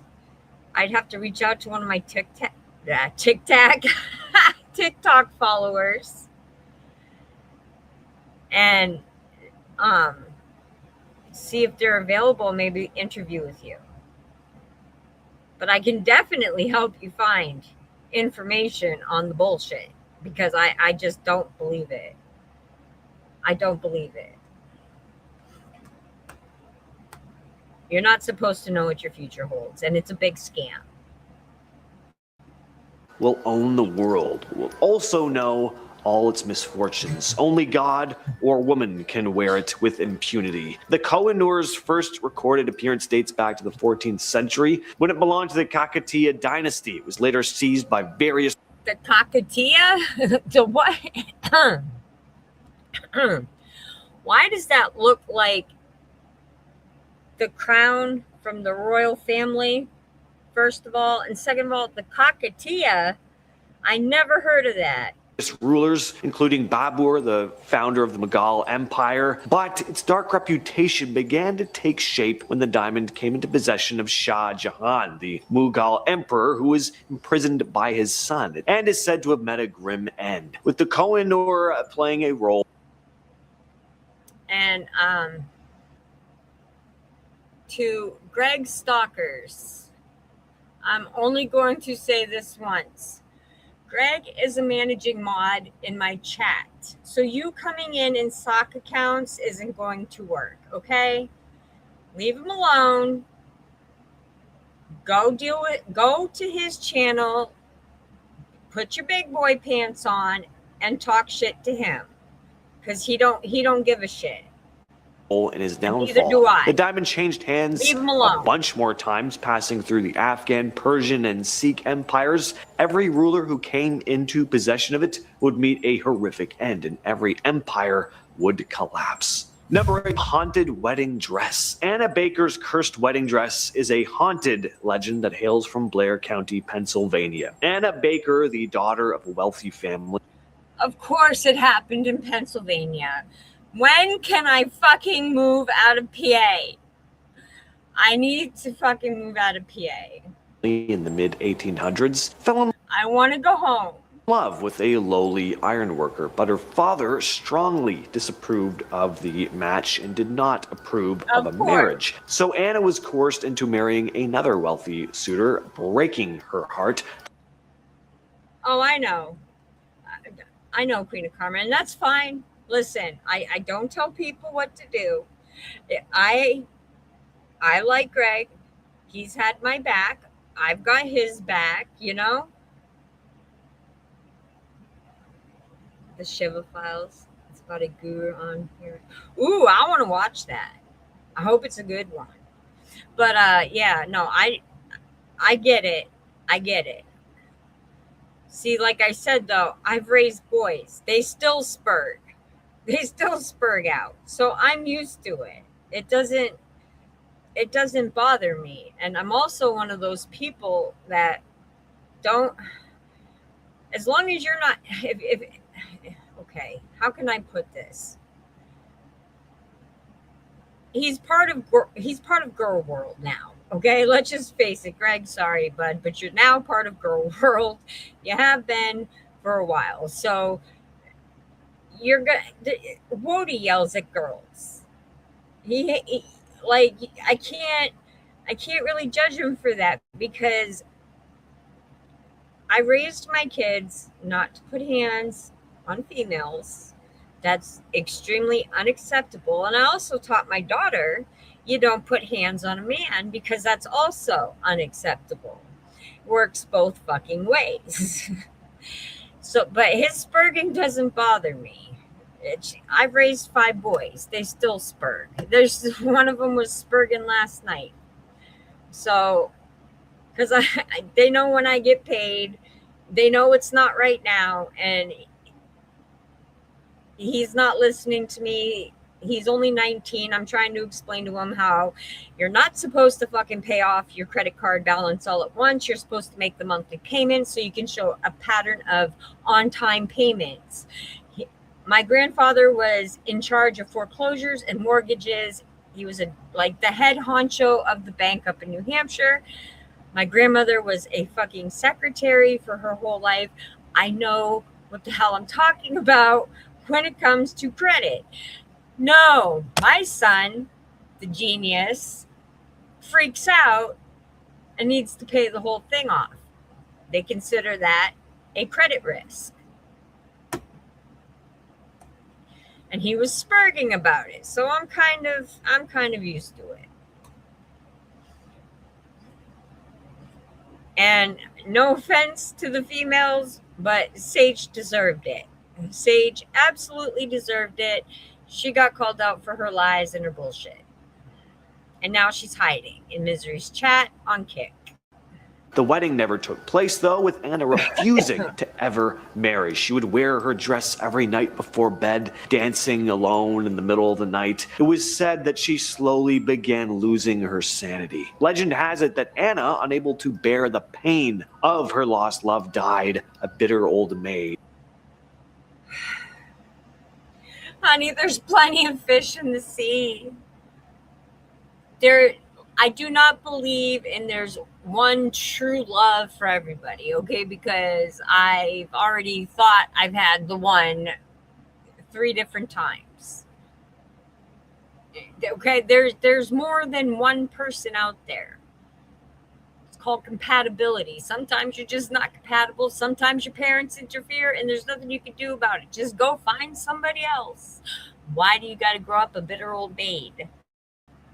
In the Baker mansion. As the years passed, strange occurrences were linked to this dress. People claimed to hear the sound of a woman weeping in the mansion. The dress itself was rumored to move on its own within a sealed glass case. Visitors also reported experiencing sudden drops in temperature near the dress, and some were overwhelmed by this eerie, sorrowful presence. Today, the cursed wedding dress is on display in the Baker Mansion museums.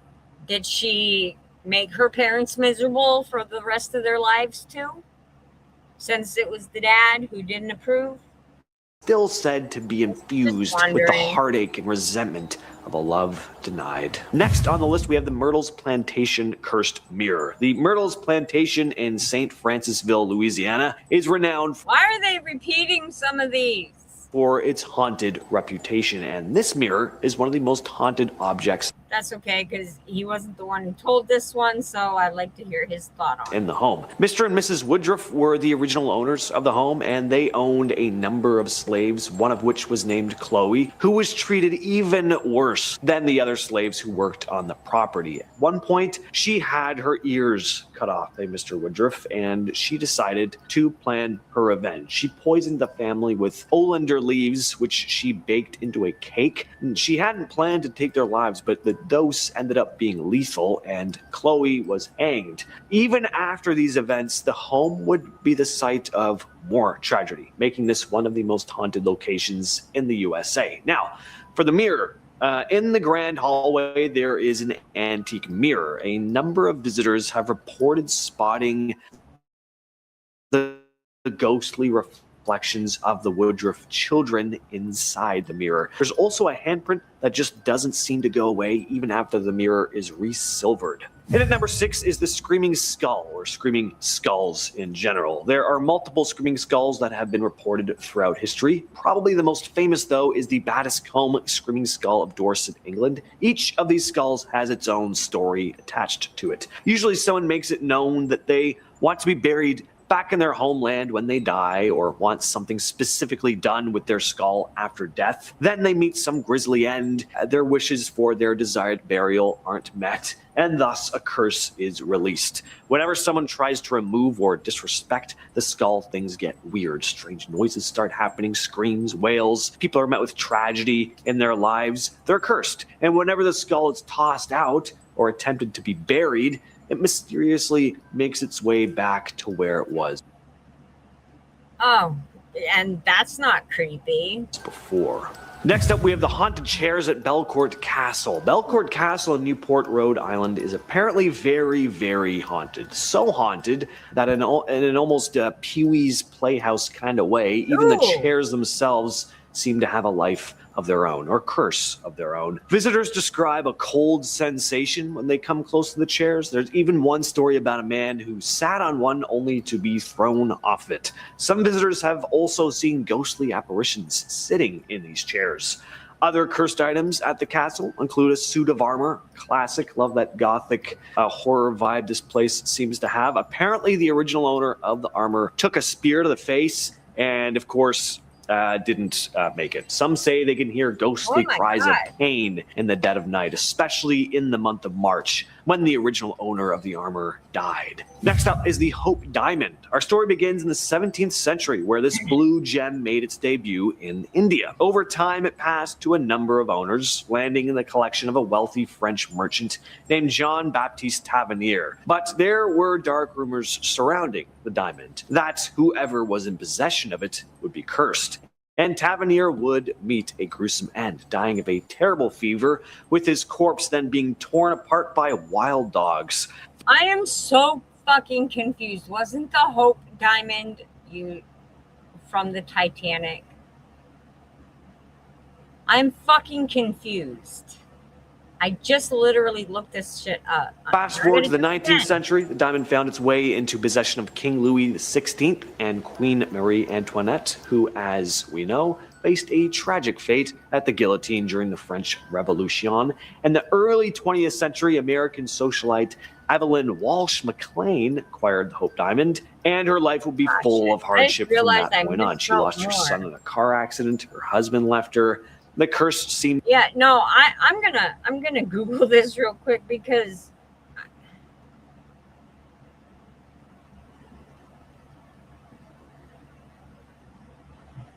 I could be wrong.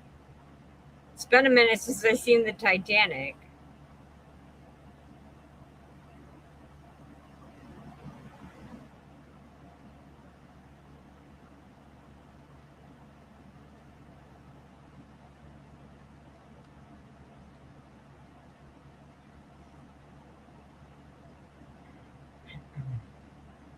Hold on.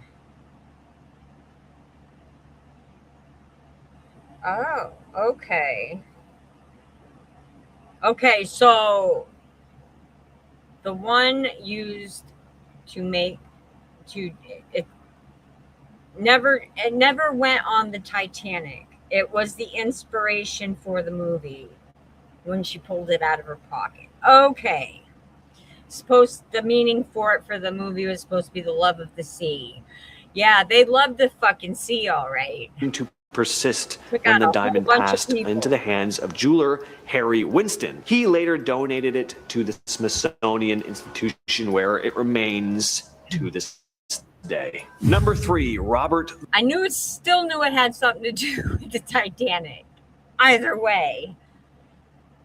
The doll. Let's travel back to 1904, sunny Key West, Florida. Oh no, not this one again.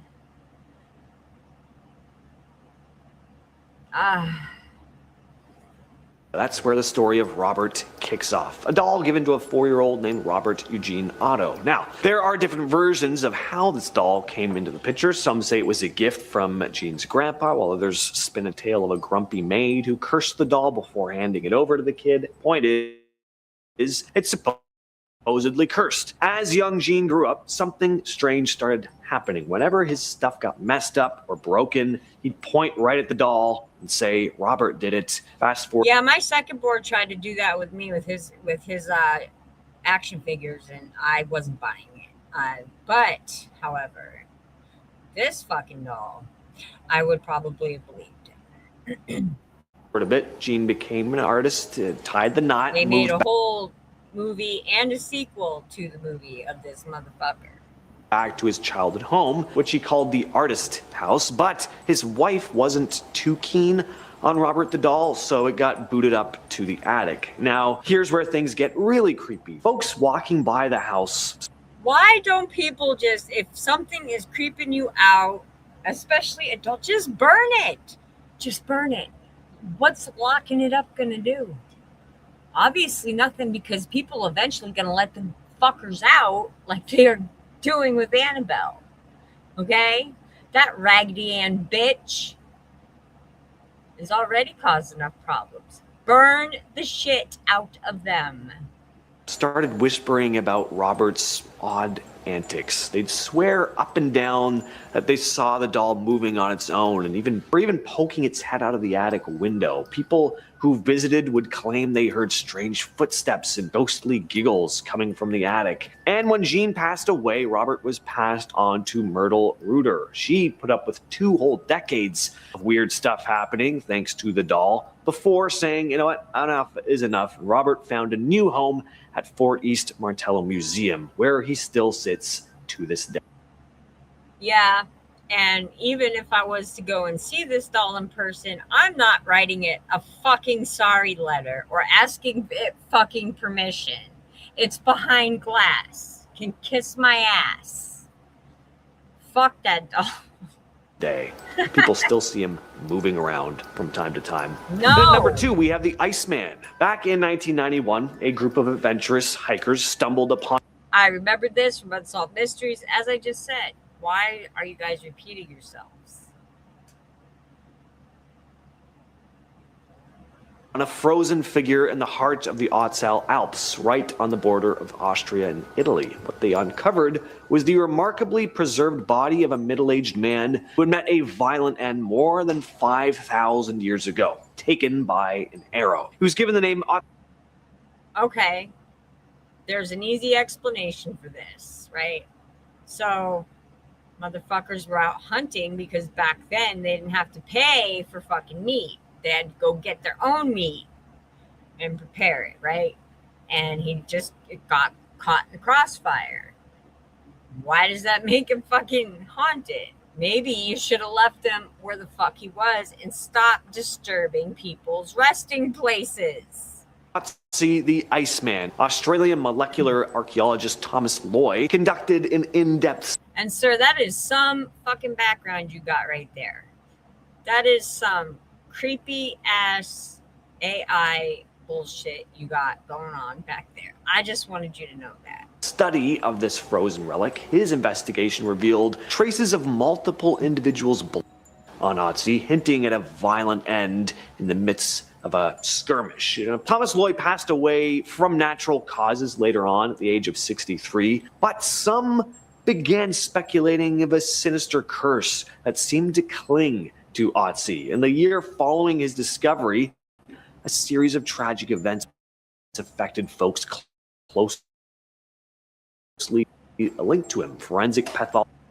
Okay, when this one is done, when they get to after number 1, I'm going to stop it and do a part 2 because I feel like they're looping and looping drives me insane. Just Rainer Henn, responsible for moving Otzi's remains, met his end in a car accident while en route to deliver a lecture on Iceman, coincidentally. Shortly after that, mountain climber Kurt Fritz, who had piloted the helicopter that retrieved Otzi, died. Was Iceman responsible for fucking up the old man in the mountain in New Hampshire? I need to know these things. From an avalanche, the list of tragic deaths continued with Rainer Holtz, the videographer of the retrieval, succumbing to a brain tumor. As time passed, 3 more individuals connected to Otzi died prematurely. Helmut Simon, one of the original hikers, died after a fall. Archaeologist Conrad Spindler. Some of these don't mean shit.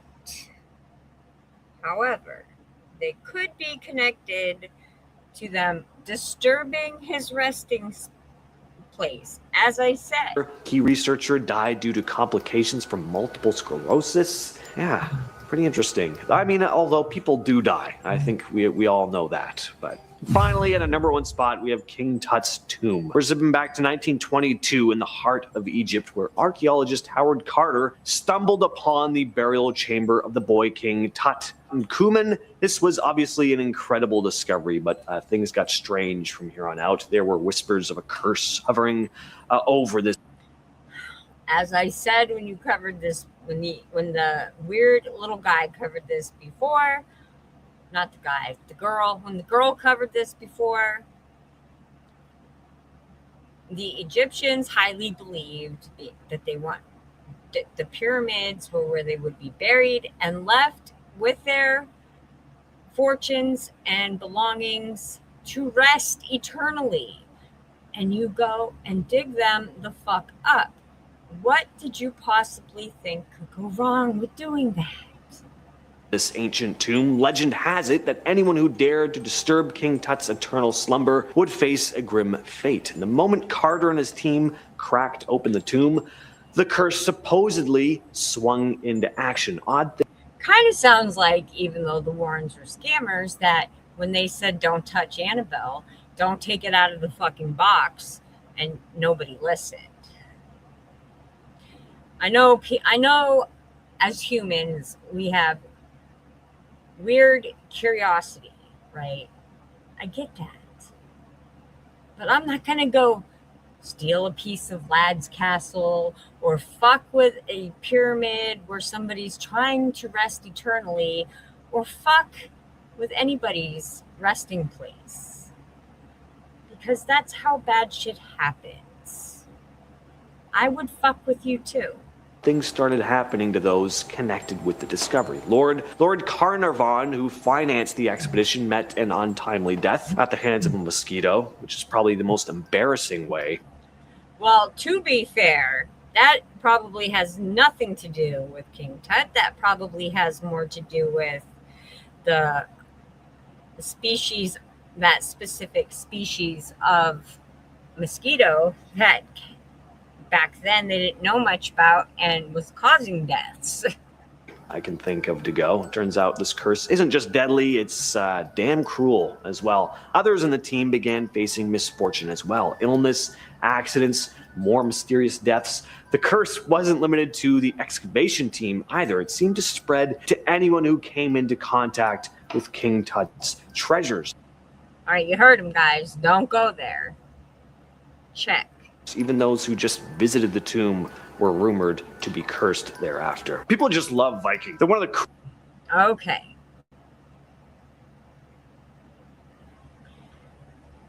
I am calling this one. We will finish that one tomorrow. I'm finally feeling a little tired. Hopefully I can get a little sleep tonight.